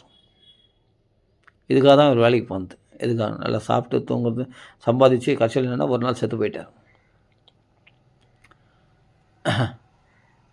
அப்போ என்ன, ஹார்ட் அட்டாக் வந்து போயிடுச்சு, ஒன்றும் பண்ண முடியல. அப்போ ஆத்ம லாபமாவது அந்த லாபம் அது எதுவும் கிடையாது, அதெல்லாம் தேடிக்கல. தேக லாபத்துக்கு தேடிட்டார். பசங்கள்லாம் கரையேற்றாமே போயிட்டார். என்ன பண்ணுறது? அவர் என்ன தப்பாக நடந்தார்? அவர் பாட்டுக்கு ரெகுலராக வேலைக்கு போனார், நல்லா சம்பாதிச்சார், நல்லா இது பண்ணார். திடீர்னு பார்த்தா ஒரு ஹார்ட் அட்டாக் வந்துச்சு, போயிட்டார். என்ன பண்ண முடியும்? அவர் என்ன தப்பாக பண்ணார்? வேலைக்கு தானே போனார், நல்லா சம்பாதிச்சார். ஆமாம். அப்போ அந்த வாழ்க்கை என்னன்னா, எதுக்காக பிறந்தார்னா, அவர்கள் மரணம் அடையத்துக்குன்னே பிறந்தார்கள். ஜாயந்தே மரணாயைவ. ஏன்னா அவர் வேலைக்கு போனால் சம்பாதிச்சு எல்லாம் பண்ணார். பாகவதத்துக்கு ஒரு நாள் கூட வரலையே. கதா ஸ்ரவண வர்ஜிதாக. குடும்பத்தை நல்லா ரட்சித்தார், காப்பாற்றினார். ஆனால் ஆத்மலாபத்தை தேடிக்கலையே. அவருடைய வாழ்க்கை எப்படின்னா, புத்புதா இவ தோயேஷு மஷகா இவ ஜந்துஷு. இப்போ புரியுதா? அந்த கொசுனுடைய வாழ்க்கை போல் தான் இவருடைய வாழ்க்கை. ஒரு பிரயோஜனம் இல்லை. அவருக்கும் ஆத்ம லாபம் தேடிக்கல, தன் பிள்ளைகளுக்கும் ஆத்ம லாபத்தை பற்றி சொல்லிக் கொடுக்கல. ஏன்னா அவருக்கே தெரிஞ்சா தானே. அதனால தான் வாழ்க்கையினுடைய வேல்யூபிளை நமக்கு தெரியாமல் ஒவ்வொரு காலத்தையும் நம்ம விரயம் பண்ணிட்டு இருக்கோம். நாம் என்னவோ ஒரு 1000 வருஷம் வாழ்ந்துடுற மாதிரி கிடையாது. ஒவ்வொரு நாளும் ஆயுசு குறைஞ்சிட்டே வந்துட்டு இருக்குது. ஒவ்வொரு நிமிஷம் காலம் கூடவே சாப்பிடும்போது கூட உட்காரானா காலன். அதே சமயத்தில் நம்ம தூங்கும்போதும் கூட படுக்கிறானா, நம்ம பேசும்போது கூட நடக்கிறானா, கூட உட்காரானா, கூட எழுந்திருக்கிறானா, கூடவே இருக்கானா. ஏன்னா உன்னுடைய டைம் கரெக்டாக அவன் எண்ணிகிட்டே இருக்கான். யமஸ்ய கருணா நாஸ்தி. அந்த யமனுக்கு கருணை கிடையாது. அந்த சமயத்தில் கரெக்டாக அந்த டைம் வந்துச்சுன்னா டக்குன்னு பிடிச்சிடும். அவருக்கு ஐயோ ஐயோ ஐயோ குறியோன்னு கத்தினா கூட லபலபன்னு வாயில் வயிற்றில் அடிச்சுட்டா கூட உறவினர்கள் அவன் பாட்டு உயிரை பறிச்சுன்னு போயின்னே இருப்பான். யமஸ்திய கருணா நாஸ்தி. நீ அழறாங்களே, புலம்புறாங்களே, துடிக்கிறாங்களே ஹாஸ்பிட்டலில், அதெல்லாம் கிடையாது. உயிரை பறிச்சுன்னு அந்த டைம் கரெக்டாக முடிஞ்சு போச்சு. கால கணக்கு அவள் தான் ஆயுசை உயிரை பறிச்சுட்டு போயின்னே இருப்பான். அப்போது யாரும் அழதான் முடியுமே தவிர உன் உயிரை டாக்டராலே காப்பாற்ற முடியாது. அதுதான் அவன் உன் கூட உட்காந்தான், உன் ஆயுசை குறைச்சிட்டே இருந்தான். அந்த கால சுரபி ஆகிய பகவான், அந்த காலனாக இருக்கக்கூடிய யமன் உன் கூட உட்காந்தான், உன் கூட படுத்தான், உன் கூட பேசியிருந்தான், உன் கூடவே கவனிச்சிருந்தான். டைம் கரெக்டாக ஆயிடுச்சுன்னா டக்குன்னு உன் உயிரை பறிச்சு போயினேன்ட்டான். அவ்வளோதான். அப்போ நீ என்ன பண்ணுனா, இதுக்கு நடுவில் நான் அதை சம்பாதிக்கிறேன், இதை சம்பாதிக்கிறேன், நான் பேர் சம்பாதிக்கிறேன், புகழை சம்பாதிக்கிறேன், மண்ணாங்கட்டி சம்பாதிக்கிறேன், அது சம்பாதிக்கிறேன், பணத்தை சம்பாதிக்கிறேன், சொத்தை சம்பாதிக்கிறேன், இதை சம்பாதிக்கிறேன், காலத்தை விரயம் பண்ணிட்டு இங்கே யார்களை நீங்கள் கூச்சல் ஏறுற நீ? கடைசி காலத்தில் கொஞ்சம் நேரம் டைம் இருந்தால் நான் நாம சொல்லிட்டு வருவேன். பாபா நடக்காது. டைம் முடிஞ்சு போச்சு. கால பாச வசம் கதகா. காலனுடைய பாசத்துக்கு வசப்பட்டவர்கள் நாமெல்லாம். அதிலிருந்து தப்பிக்கணும்னா ஒரே ஒரு வழி, இன்றைக்கி ஹரிநாமத்தை கீர்த்தனம் பண்ணு. ராம ராம ராம ராம ராம ராம ராம ராம. இதுதான் பிரயோஜனமானது. மற்றதெல்லாம் பிரயோஜனமற்றது தான். அதுதான் சொன்னார். அதான் ஆரம்பத்திலே சொன்னார் இல்லையா, பகவன் நாமா சொல்கிறத தவிர வேறு அந்நிய விஷயங்கள் நீ என்ன பேசினாலும் அது அபத்தம் தான். இதான் மகான்கள் தீர்மானமாக சொல்கிறாங்க. மற்றது எல்லாம் அபத்தம்தான், தேவையில்லாதது தான். நீ உனக்கு ஒன்றா, உன் குடும்பத்துக்கு ஒன்றா தேவையானதாக இருக்கும், உன் மனசுக்கு தேவையானதாக இருக்கும். ஆனால் ஆத்மாவுக்கு தேவையில்லாதது. மனசுக்கு தேவையானதாக இருக்கும், ஆனால் ஆத்மாவுக்கு அது தேவையில்லை. தேகத்துக்கு தேவையானதாக இருக்கும், உன் குடும்பத்துக்கு தேவையானதாக இருக்கும், அதெல்லாம் லோகத்துக்கு தேவையானதாக இருக்கும். ஆனால் ஆத்ம லாபத்துக்கு அது தேவையில்லாதது, அபத்தம்தான். பகவன் நாமா சொல்கிறத தவிர அந்நிய விஷயங்களில் ஈடுபடுறது எல்லாமே அபத்தம்தான். மகான்கள் யோகினம் நிர்ணயமாக சொல்லியிருக்காங்க, தீர்மானமாக சொல்லியிருக்காங்க. யோகினாம் நிர்ணீதம் ஹரேர் நாமாவுடைய கீர்த்தனம். இது ஒன்று தான் உன்னை கரையேற்றும். நகி ரக்ஷதி துக்குருங்கரணே. வேறு எதுவும் துக்க காலத்தில் காப்பாற்றாது. போகிற வழிக்கு புண்ணியம் எதுனா நாமா சொல்கிறது தான், ஹரிநாம சங்கீர்த்தனம் பண்ணுறது தான், இந்த பாகவத பாராயணம் பண்ணுறது தான், பகவன் நாமத்தை சொல்கிறது தான், பகவத் பக்தி பண்ணுறது தான். கலியுகத்தில் கரையாத பக்தியை தவிர நீ மற்ற சாதனை, ஆன்மீக சாதனைகளே, மற்ற சாதனைகள் பகவன் நாமா சொல்லாமல் கலியுக தர்மத்தை கடைப்பிடிக்காமல் வேறு சாதனை கடைப்பிடிச்சாலும் பிரயோஜனம் இல்லைன்னு சொல்ல போனால், நீ பௌதிக ஆன்மீக சாதனைகளே ஜென்மா காரியத்துக்கூடிய தபம் யோகமே பயன்படாதுன்னு சொன்னால், அப்போ பௌதிகமான இந்த பணம், சொத்து, சுகம், ஜடமான உயிரற்ற இந்த ஜடமான பணமாக, சொத்தாக, சுகமாக, மனைவி, குழந்தைகளாக காப்பாற்றிட்டு போகிறாங்க. உன் ஜென்மா காரியத்தில் போகிறாங்க. பிரயோஜனமற்றது தானே. ஒரு நிமிஷம் நினச்சி பார்க்க வேணாமா? இதுக்கு நடுவில் போகாமல் இவன் போட்டி, அவன் போகாமல் அவன் புகழை பார்த்து பொறுக்க முடியாமல், இதெல்லாம் எதுக்கு? பயம், அவனை பார்த்தா பயப்படுறது, இவனை பார்த்தா பயப்படுறது, ஒருத்தரை பார்த்து கோவப்படுறது, ஒரு பொருளை பார்த்து ஆசைப்படுறது, காமப்படுறது, இதெல்லாம் இதெல்லாம் எப்படி கால விரயம் பண்ணுறோம் பாரு. நாம் அவனிடத்தில் துவேஷம் பாராட்டிண்டு, இவனை கோவப்பட்டு, அவனை பழி வாங்க நினச்சிருந்து, பொறாமைப்பட்டு, போட்டியாக நினச்சிருந்து, அதுக்காக நான் உயர்ந்தேன், புகழை சம்பாதிக்கணும், பேரை சம்பாதிக்கணும், மண்ணாங்கட்டி சம்பாதிக்கணும், பணத்தை சம்பாதிக்கணும், சொத்து சம்பாதிக்கணும், இதில் எவ்வளோ கால விரயம் பண்ணுறோம். ஜென்மாவை எப்படி வர்த்தமாகணும்னு யோசிச்சு பாருங்கள். நினச்சா ஒரு க்ஷணத்தில் நம்ம உயிரை பறிச்சுன்னு போயினே இருப்பான். அப்படிப்பட்ட நிலையற்ற இந்த வாழ்க்கையில் நான் நிலைத்ததான் நினச்சிண்டு நாம் எவ்வளோ முட்டாள்தனமான ஒரு அஜ்ஞானத்தில் இருந்து கொண்டு மற்ற விஷயங்களை சேர்த்துக்கொள்கிறோன்னு யோசிச்சு பாருங்கள். அதனால் டைரெக்டாக சொல்ல போனால் ஒன்றே ஒன்று தான், நாமா சொல். அவ்வளோதான், ஒரே வழி. நாம சொல்கிறத தவிர வேறு எதுவும் தேவையில்லாதது தான் மற்றதெல்லாம். இதை புரிஞ்சுக்கிறவங்க கண்டிப்பாக புரிஞ்சுப்பாங்க. ஏன்னா ப்ராக்டிக்கலாக நான் பேசுகிறேன், ப்ராக்டிக்கலாக பாருங்கள். சரிங்க, அத்தியாவசிய தேவைங்க, ஆமாங்க, எல்லாம் கரெக்டு தான், ஓகே. அத்தியாவசிய தேவை எத்தனை நாளைக்கு நான் கேட்குறேன். அது நீடிச்சிருக்க செய்யக்கூடியதான். தற்காலிகம், எல்லாம் temporary, not a permanent. Job temporary, ஏன்னா மனுஷனே டெம்பரரி தான். அப்படின்னும் போது இந்த ஜாப்லாம் கூட டெம்பரரி பர்மனெண்ட் ஆகிடுமா என்ன? இதனுடைய சேலரியும் டெம்பரரி தான். எத்தனை வருஷம்? 60 வருஷம் வரைக்கும். சரி, அப்புறமா அவ்வளோதான், கோவிந்தா. ஏதாவது ஒரு பீங்கானில் நினைவு சின்னம் கொடுத்து வீட்டுக்கு அனுப்பிச்சிடுவாங்க. 60 வயசுக்கு மேலே அதெல்லாம் ரிட்டையர்மெண்ட்டு கொடுத்து நல்லா மாலை மாதிரி அதெல்லாம் போட்டு எல்லாம் பண்ணி வரவேற்று. எனக்கு எதுக்காகண்ணா இதோட இந்த பக்கம் நீ திரும்பியே பார்க்கறாச்சா கிளம்பும் முதல்ல அப்படின்னு சொல்லிட்டு உனக்கு செட்டில்மெண்ட்டு கொடுத்து அனுப்பிச்சிடுவாங்க. அவ்வளோதான். அதோட நீ உன் சம்பளம் கட்டு. அப்போ பிள்ளைகளுடைய சம்பளத்தை தான் எதிர்பார்த்துன்னு வாழணும். அவமத்திய உபன்யஸ்தம், அவர்களுக்கு அவமதிச்சா கூட அதை சகிச்சுன்னு அவர்களுக்கு கொடுக்கறத சாப்பிட்டு கம்முன்னு ஒரு மூலையில் முடங்கி கிடக்க வேண்டியது தான் இந்த ரிட்டையர்மெண்ட் லைஃப். இல்லை கொஞ்சம் வாயாடினா ஏதாவது பண்ண ரொம்ப தொல்லை கொடுத்தோன்னா முதியோர் இல்லத்துக்கு அழகாக தள்ளிடுவாங்க. இதுதான் இல்லையா, ஹோமில் தள்ளிடுவாங்க. இதுதான் ரிட்டையர்மெண்ட் லைஃப். அதனால் இருக்கிற காலத்தை ராம ராம ராம ராம ராம ராம ராம ராம் ராம ராம ராம ராம ராம ராம ராம ராம். அருமையான கதைகள் கொட்டி கிடக்குது பாகவதத்தில். லட்டாக இருக்குது கதைகள். உனக்கு எந்த கதை பிடிக்குமோ அந்த கதை படி, சுவையாக அனுபவி, பதமாக அனுபவி. உனக்கு எப்படி தோன்ற உன் இஷ்டம். அதாவது பக்தியில் மட்டும்தான் இந்த சுதந்திரமே. வேறு எதுலேயும் நம்ம ஃப்ரீடமாக இருக்கணும் பாருங்கள். இப்போ பாகவதம் படிக்கணும்னா ஜாலியாக படிக்கலாம், எந்த கதை வேணால் படிக்கலாம்.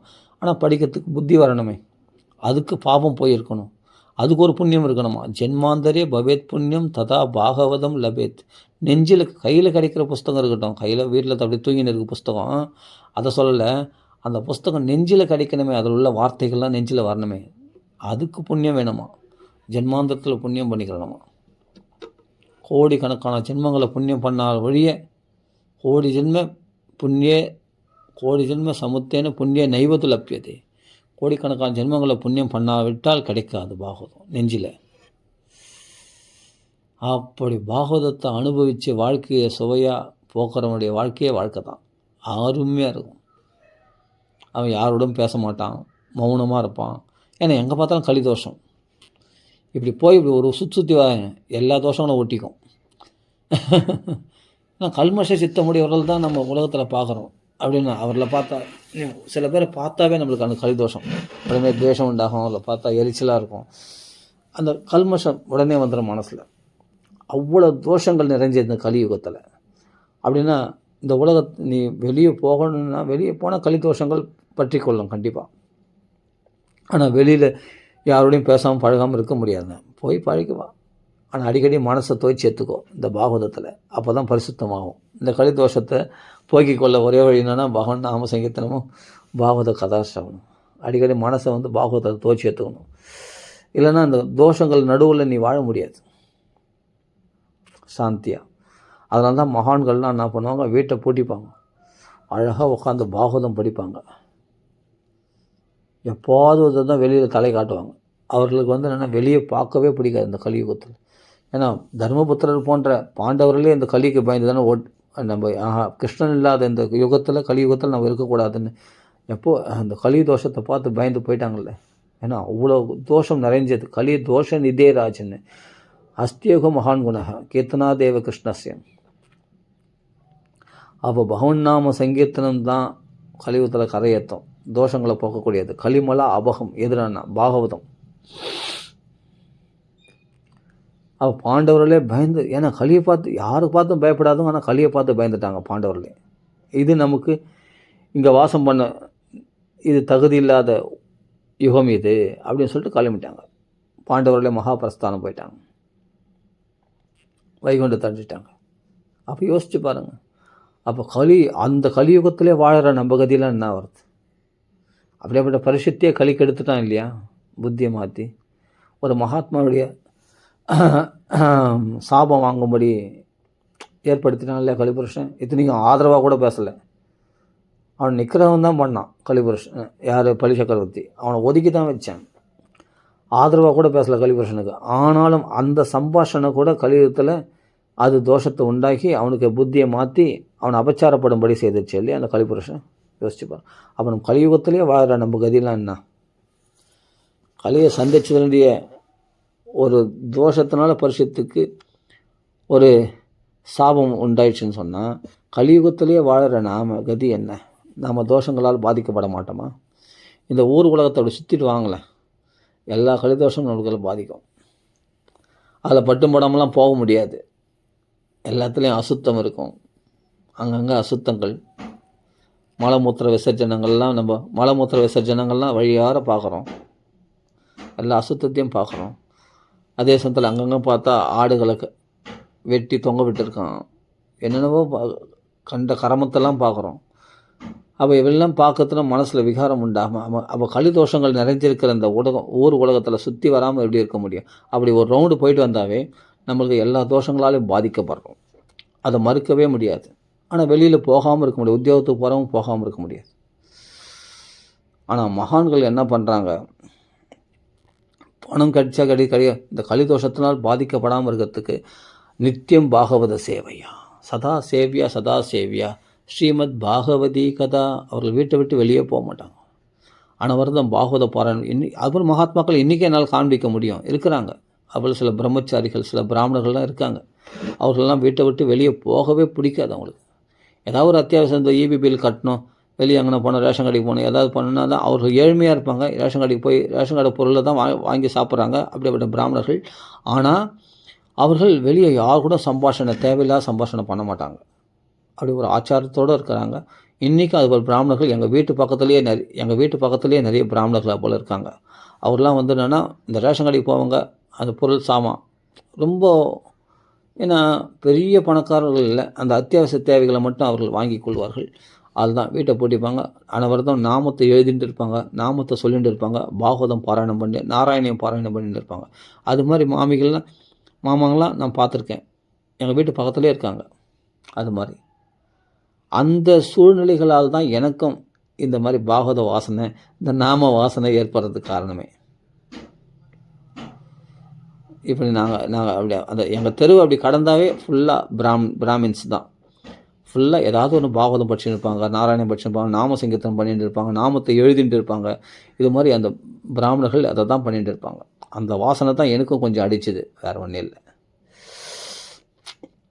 அவள் பிரயோஜனமாக காலத்தை கழிக்கிறவங்க எவ்வளோ பேர் இருக்காங்க, யோசிச்சு பாருங்கள்.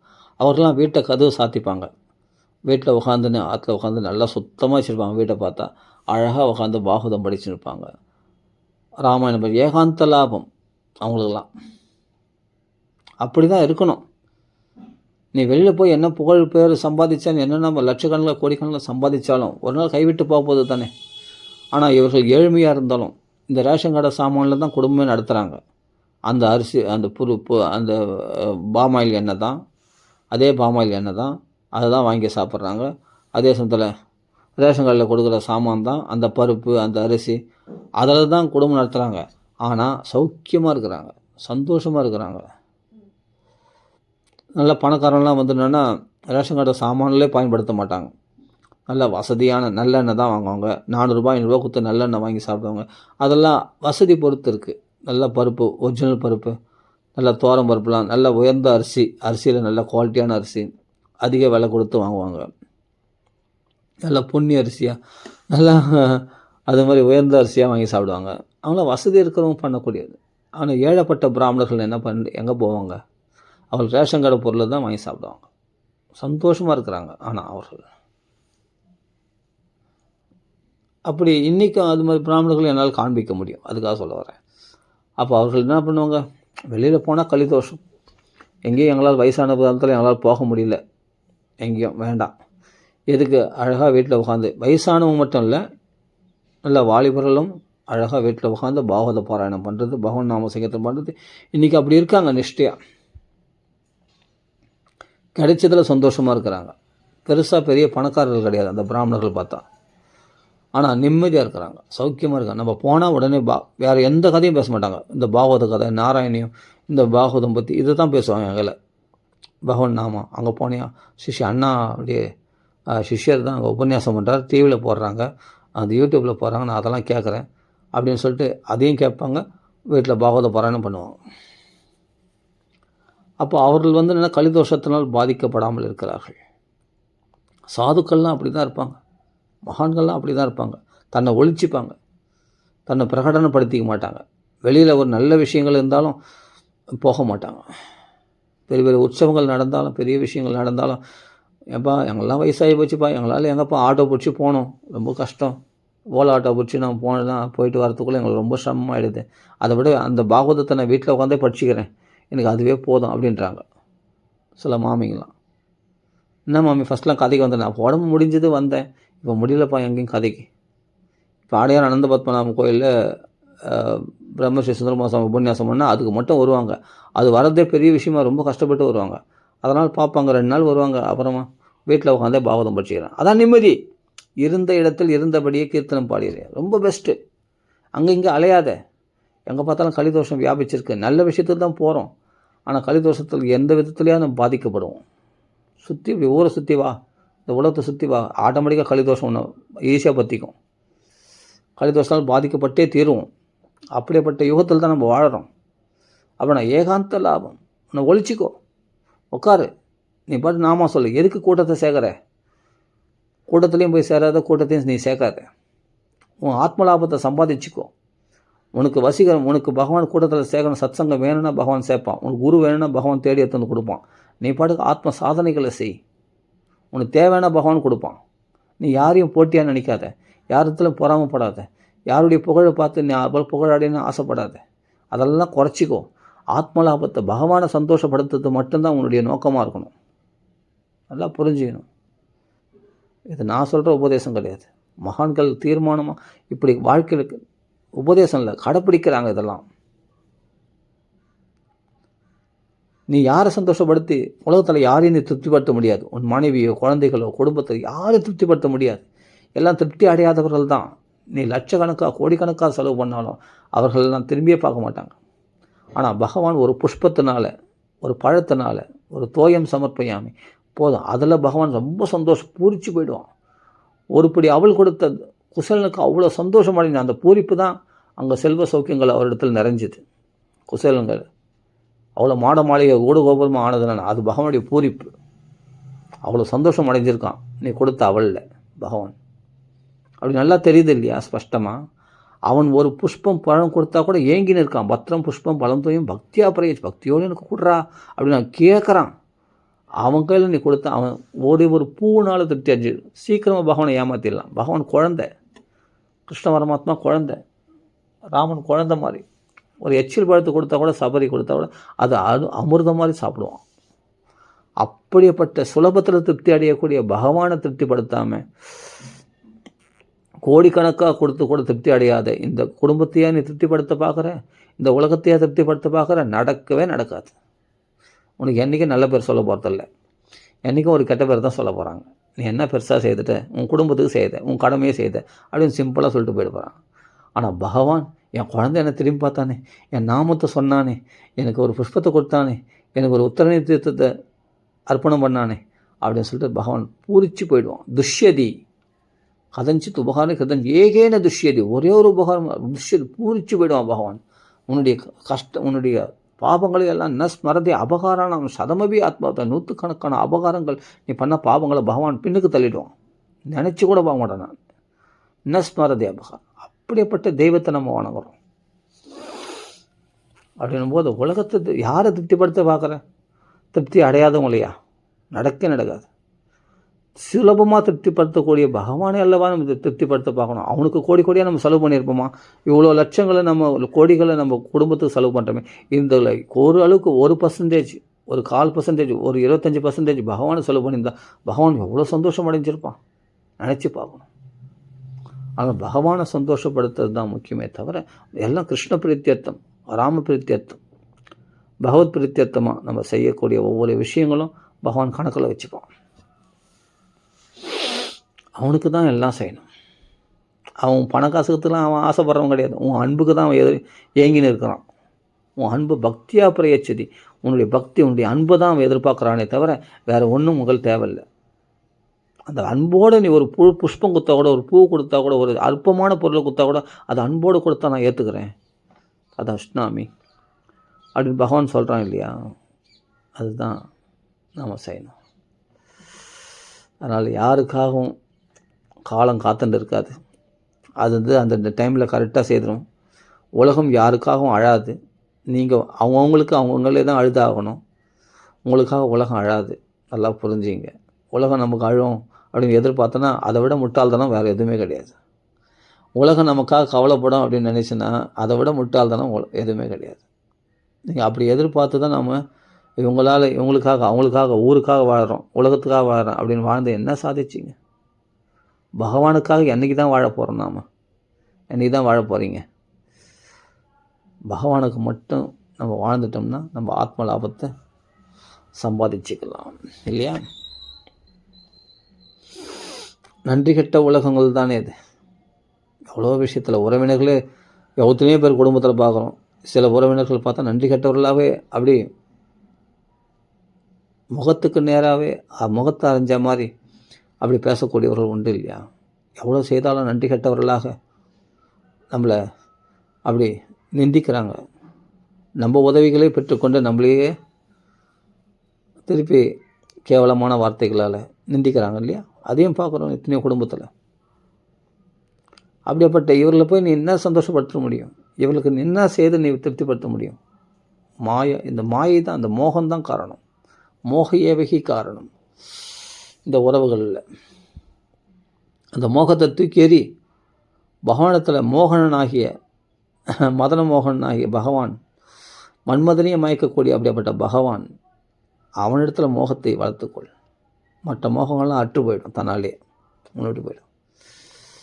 அந்த ராதாகிருஷ்ண பாவம், அந்த சீதாராமனுடைய லீலைகள் ரமிச்சோம்னா மற்றதெல்லாம் நீ ரமிக்க மாட்டேன். சரி, எவ்வளோக்கு எவ்வளோ நம்ம உன்னத ஸ்திதியை அடையணும்னா எவ்வளோக்கு எவ்வளோ பாகவதம் படிக்கிறோமோ, பாகவத கதைகளை கேட்குறோமோ, எவ்வளோக்கு நாம கீர்த்தனங்களை அதிகரிக்கிறோமோ அவ்வளோக்கு நம்ம உன்னத ஸ்திதி அடையும். அவ்வளோக்கு நம்ம பரிசுத்தமாகிட்டே வரும். அது பிறகு யாரையும் உங்களுக்கு பிடிக்காது. யாரத்துலையும் நீங்கள் தொடர்பு கொள்ள மாட்டீங்க. அவர்களால் ₹1,00,000 லாபம் கிடைச்சா கூட அவர் தேடி போக மாட்டீங்க. இந்த ஆத்ம லாபத்தை அடைஞ்சிட்டிங்கன்னா இந்த பாகவதம் படித்து, இதுதான் ஆத்ம லாபம், பெரிய ஆத்ம லாபம் இந்த பாகவதம். நல்லா புரிஞ்சுங்க. இந்த பாகவதத்தில் அவ்வளவு சௌக்கியம் இருக்குது. ராமநாமத்தில் அவ்வளோ சௌக்கியம் இருக்குது. அதை அனுபவிச்சிட்டிங்கன்னு சொன்னால் ₹1,00,000 எங்கேயாவது கொடுக்குறாங்க, ₹1,00,00,000 கொடுக்குறனாலும் அங்கே தேடி போக மாட்டீங்க. வேண்டவே வேண்டான்னுவீங்க.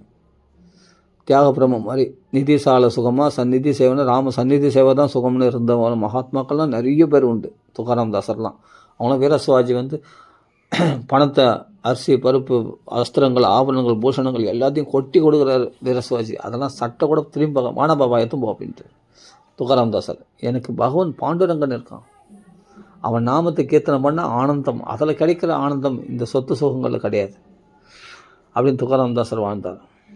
வெளிப்புறமாக உலக பிரகாரமான ஏழ்மையானவன், ஆனால் உள்ளுக்குள்ளே நான் பெரிய தன்யன். நிர்தனாஸ்தே அபி தன்யா. இவரெல்லாம் சகல புவனங்கள்லையும் யார் பெரிய பணக்காரனோ அந்த பக்தி வெள்ளத்தில் பெருகிற இந்த துக்காராம் தாசர், தியாக பிரம்மம், இவங்களாம் வெளிப்புறமாக நிர்தனாஸ்தே, வெளிப்புறமாக இவங்களாம் ஏழப்பட்டவங்களாம் காணப்படுவாங்க. ஆனால் அந்தரங்கத்தில் இவர்கள் தான் தன்யா, பெரிய பணக்காரர்கள் இவர்கள் தான். இவர்கள் அனுபவிக்க சௌக்கியத்தில் ஒரு லவலேசம் கூட இந்த கோடீஸ்வரன் அனுபவிக்க மாட்டான், இந்த லட்சாதிபதி அனுபவிக்க மாட்டான். ஆமாம், துன்பப்பட்டு இருப்பான்.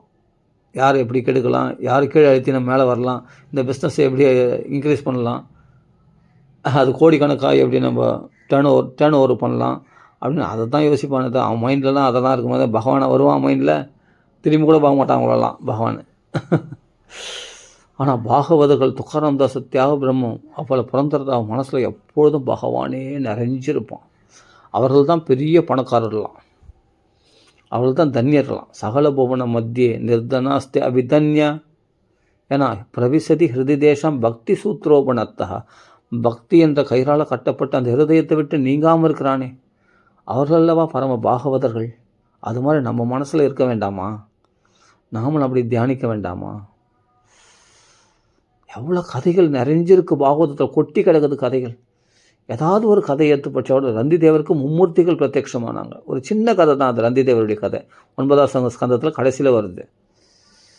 எப்படிப்பட்ட ஒரு தாராள மனசு! எல்லாருடைய துன்பத்தை நான் ஏற்றுக்கணும், மற்றவங்க துன்பத்தெல்லாம் ஏற்றுக்கணும், என்னுடைய துன்பமற்ற இந்த சௌக்கியத்தை மற்ற ஜீவராசிகளுக்கு போய் சேரணும், அவருடைய பசியெல்லாம் நான் ஏற்றுக்கணும் அப்படின்ட்டு மற்ற ஜீவராசிகளோட துன்பத்தை நான் ஏற்றுக்கணும், அவர்கள் துன்பமற்றவர்களாக வாழணுமா அப்படின்ற ஒரு பரந்த மனநோக்கம் கொண்டவர் ரந்தி தேவர். அப்படி யார் கேட்குறாங்கன்னா அந்த இடத்துல மும்மூர்த்திகளும் பிரத்யட்சமாயிட்டாங்க. நம்ம ஒரு தெய்வத்தை சாட்சாத்காரம் பண்ணுறதுக்கே பல சாதனைகள் பண்ணுறோம். மும்மூர்த்திகள் பிரத்யட்சமாயிட்டாங்க ரந்தி தேவருக்கு. அவனிடத்துல போய் தேகி நிற்கணுமா, அதுக்கு ஆசைப்பட்டு மிலேச்சனாகவும் பிராமணனாகவும் ஒரு சூத்திரனாகவும் பல விதத்தில் போகிறாங்க. அங்கே மும்மூர்த்திகளும் அவனை பரீட்சை பண்ணுறாங்க. அவன் தன் கையில் இருக்கிற உணவையும் கொடுத்துட்டான், பாயசத்தையும் கொடுத்துட்டான். கட்சியில் தண்ணி மட்டும் குடிக்கலான்னு போனால் அந்த தண்ணீரும் கேட்கறது ஒருத்தன் வந்துட்டான், ஒரு புலையன். உடனே அந்த தண்ணீரையும் தானம் பண்ணிவிட்டு, ஆஹா அவ்வளோ பசியா, இந்த தண்ணீர் கொடுத்தாவது என் பசியை தீர்த்துப்பேன் அப்படின்னு சொல்லிட்டு ஒரு புலையன் வந்து கேட்குறான். உடனே அந்த தண்ணீரை கொடுக்குறாரு. அந்த தண்ணி கொடுத்து அவன் தாக சாந்தி பண்ணிக்கிறான். ஆஹா, இந்த மக்கள் இப்படி பசியால் வாடப்பட்டுகிறார்களே, பகவானே இறைவா, தயவுசெய்து இவருடைய பசிகளெல்லாம் எனக்கு கொடுத்துடு, இவர்கள் பசியற்றவர்களாக மாற்று, அந்த துன்பத்தை எனக்கு கொடு அப்படின்ட்டு ரந்தி தேவர் பிரார்த்தனை பண்ணுறார். அப்போ தான் வந்தது புலையன் இல்லை, பிராமணன் இல்லை, சூத்திரன் இல்லை, அவர்கள் மும்மூர்த்திகள் என்று பிரத்யட்சமாயிட்டாங்க. இதே ரந்தி தேவர் சரித்திரம் பார்த்தா அந்த மனப்பான்மை வேணும், மற்றவருடைய துன்பத்தை ஏற்றுக்கொள்ளக்கூடிய மனப்பான்மை. அது ரந்தி தேவர் கதையில் படிக்கிறோம். தனக்காக வாழக்கூடாது, பிறருக்காக வாழக்கூடிய அந்த மரத்தை போல தியாக மனப்பான்மை கொண்டவர்களாக இருக்கணும் அப்படின்ட்டு கிருஷ்ண பரமாத்மா சொல்கிறார் இல்லையா. இந்த மரங்கள் தன் மரத்தில் பழுத்த பழத்தை தான் ஒன்றா ஒரு பழமாக அதை சாப்பிட்ருக்குமா? பிறருக்கு அந்த பழத்தை யாருக்கு கொடுக்குறது? மனுஷர்களுக்கு கொடுக்கறது, மனுஷர்கள் குளிர் நிழலில் கொடுக்கறது, அவர்களுக்கு எரிக்கிறதுக்கு விறகுகளை கொடுக்கறது, இலைகள் மூலமாக அவர்கள் மூலிகைகளாக பயன்படுத்துகிறாங்க, இலைகளை மருந்தாக பயன்படுத்துகிறாங்க. அப்போ குளிர்ச்சியான வெயிலை தான் தாங்கிட்டு அந்த மரத்தடியில் வந்து உட்காரவங்களுக்கு குளிர்ச்சியான நிழலை, குளிர்ச்சியான காற்றை, குளிர்ச்சியான அவர்களை ஆசுவாசப்படுத்தக்கூடிய ஒரு நிழலை கொடுக்கறது மரம். அப்படி வெயில்களை வெயில்களுடைய உஷ்ணங்களை தான் தாங்கிண்டு அது மாதிரி இருக்கணுமா அந்த மரத்துடைய ஜென்ம பரப்பிரதாக பிறருக்கென்றே வாழ்கின்ற மரங்கள். அப்படி இந்த மரத்தை உதாரணமாக கிருஷ்ண பரமாத்மாவே உபதேசம் பண்ணுறார் 10ஆம் ஸ்கந்தத்தில். அது மாதிரி என்றைக்கு தான் நமக்காக வாழதை விட்டுட்டு பிறருக்காக வாழ போகிறோம் பகவத் பிரீத்தியர்த்தமாக? இதெல்லாம் இப்படி பிறருக்காக வாழறது பகவானை சந்தோஷமா? இல்லை பகவானே சொல்லுவானா? ஸ்தோக கிருஷ்ணா, சுபலா இவர்களிடத்தில் சொல்கிறான் பகவான் அந்த மரங்களை பார்த்து, இந்த மரங்கள் பார்த்து தன் பட்டைகளாலையும் வேர்களாலையும் இலைகளாலையும் கிளைகளாலையும் பழங்களாலையும் காய்களாலையும் பூக்களாலையும் பிறருக்கு உதவுகின்றதே தவிர தான் எதையாவது அனுபவிச்சுதான் பாதா. இந்த மரப்பிறவியே சிறந்த பிறவிப்பா. அவைகள் பிறர்க்கென்றே வாழ்கின்றவர்கள், தியாக மனப்பான்மை கொண்டவைகள் அந்த மரங்கள் அப்படின்னு சொல்கிறாரே. யோசிச்சு பாருங்கள். இதெல்லாம் பாகவதத்தில் தான் காண கிடைக்கும். பாகவதம் படிக்காமல் நமக்கு எப்படி தெரியும் இதெல்லாம்?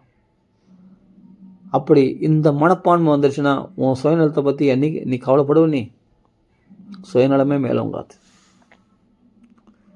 பிறர் சந்தோஷம்தான் தன் சந்தோஷம், மக்கள் தீர்ப்பே மகேசன் தீர்ப்புன்னு சொல்கிறாங்க இல்லையா. அது மாதிரி மக்களுக்காக வாழ்வாங்க, அதுக்கும் எதுக்கான கிருஷ்ண பிரீத்தியர்த்தமாக. அப்படிப்பட்ட ஒரு தியாக வாழ்க்கை வாழ்கிறவங்க தான் மகாத்மாக்கள், தியாக பிரம்மம், துக்காராம் தாசர், புரந்தரதாசர், அவர்களெலாம் பிறருக்கென்றே வாழ்ந்தவர்கள், உலகத்துக்காக வாழ்ந்தவர்கள், தங்கள் குடும்பத்துக்காக சுயநலத்துக்காக வாழ்ந்தவங்க கிடையாது. அவர்களை தான் மகாத்மாக்கள்னு சொல்கிறது இந்த உலகமானது. பகவான் சொல்கிறான், சொசுதாய மகாத்மனே. பிரகலாதன் தான் சொத்தை அனுபவிக்கணும்னா இரண்யகசிபு சொல்ல வச்சு கேட்டிருந்தானே சொத்தை அனுபவிச்சிடலாமே. அப்போ இந்த அசுரர்கள்லாம் கரையறதுக்காக போய் உபதேசம் பண்ண வேண்டிய அவசியம் இல்லை. அப்பாவுக்கு புறம்பா போய் நேருக்கு எதிராக நடக்க வேண்டிய அவசியம் இல்லை. ஏன்னா அவர்களெல்லாம் கரையறணும். அந்த அசுரர்கள்லாம் அசுர சுபாவங்களை விட்டவர்களாக, அசுர பிறவியாக பிறந்த முக்கியம் இல்லை. யார்? பிரகலாதன் சொல்கிறார், அசுரனா பிறந்தது முக்கியம் இல்லை, பரவாயில்ல, அசுரனா பிறந்த தப்பு இல்லை, அசுர சுபாவம் தான் இருக்கக்கூடாது அப்படின்னு சொல்லி, அசுர பாவம் ரஹிதா, அந்த அசுர சுபாவத்தை விட்டு விடுங்கள். அவள் தான் அவர்களை பரம பாவத்தெல்லாம் மாற்றிட்டார் தன் உபதேசத்தினால. அனவரதம் நாராயண மந்திரம் அதுவே நாளும் பேரின்பம் அப்படின்னு பகவன் நாமத்தை உபதேசம் பண்ணிட்டார் இல்லையா. ஏகாந்த பக்தி கோவிந்தே எத் சர்வத்திர ததீக்ஷணம். அப்படி தான் மகான்பாக்கள்லாம் அப்படி தான் வாழ்ந்திருக்காங்க. சரி, ஓகே, நம்ம பற்றி பண்ணிக்கலாம். ஸ்ரீ ராமநாம சங்கீர்த்தன் की जय, श्रीमद् भागवत भगवान की जय, सकल साधु मंडली की जय. राम राम राम राम राम राम राम राम राम. आंजनेय स्वामी की जय. राम राम.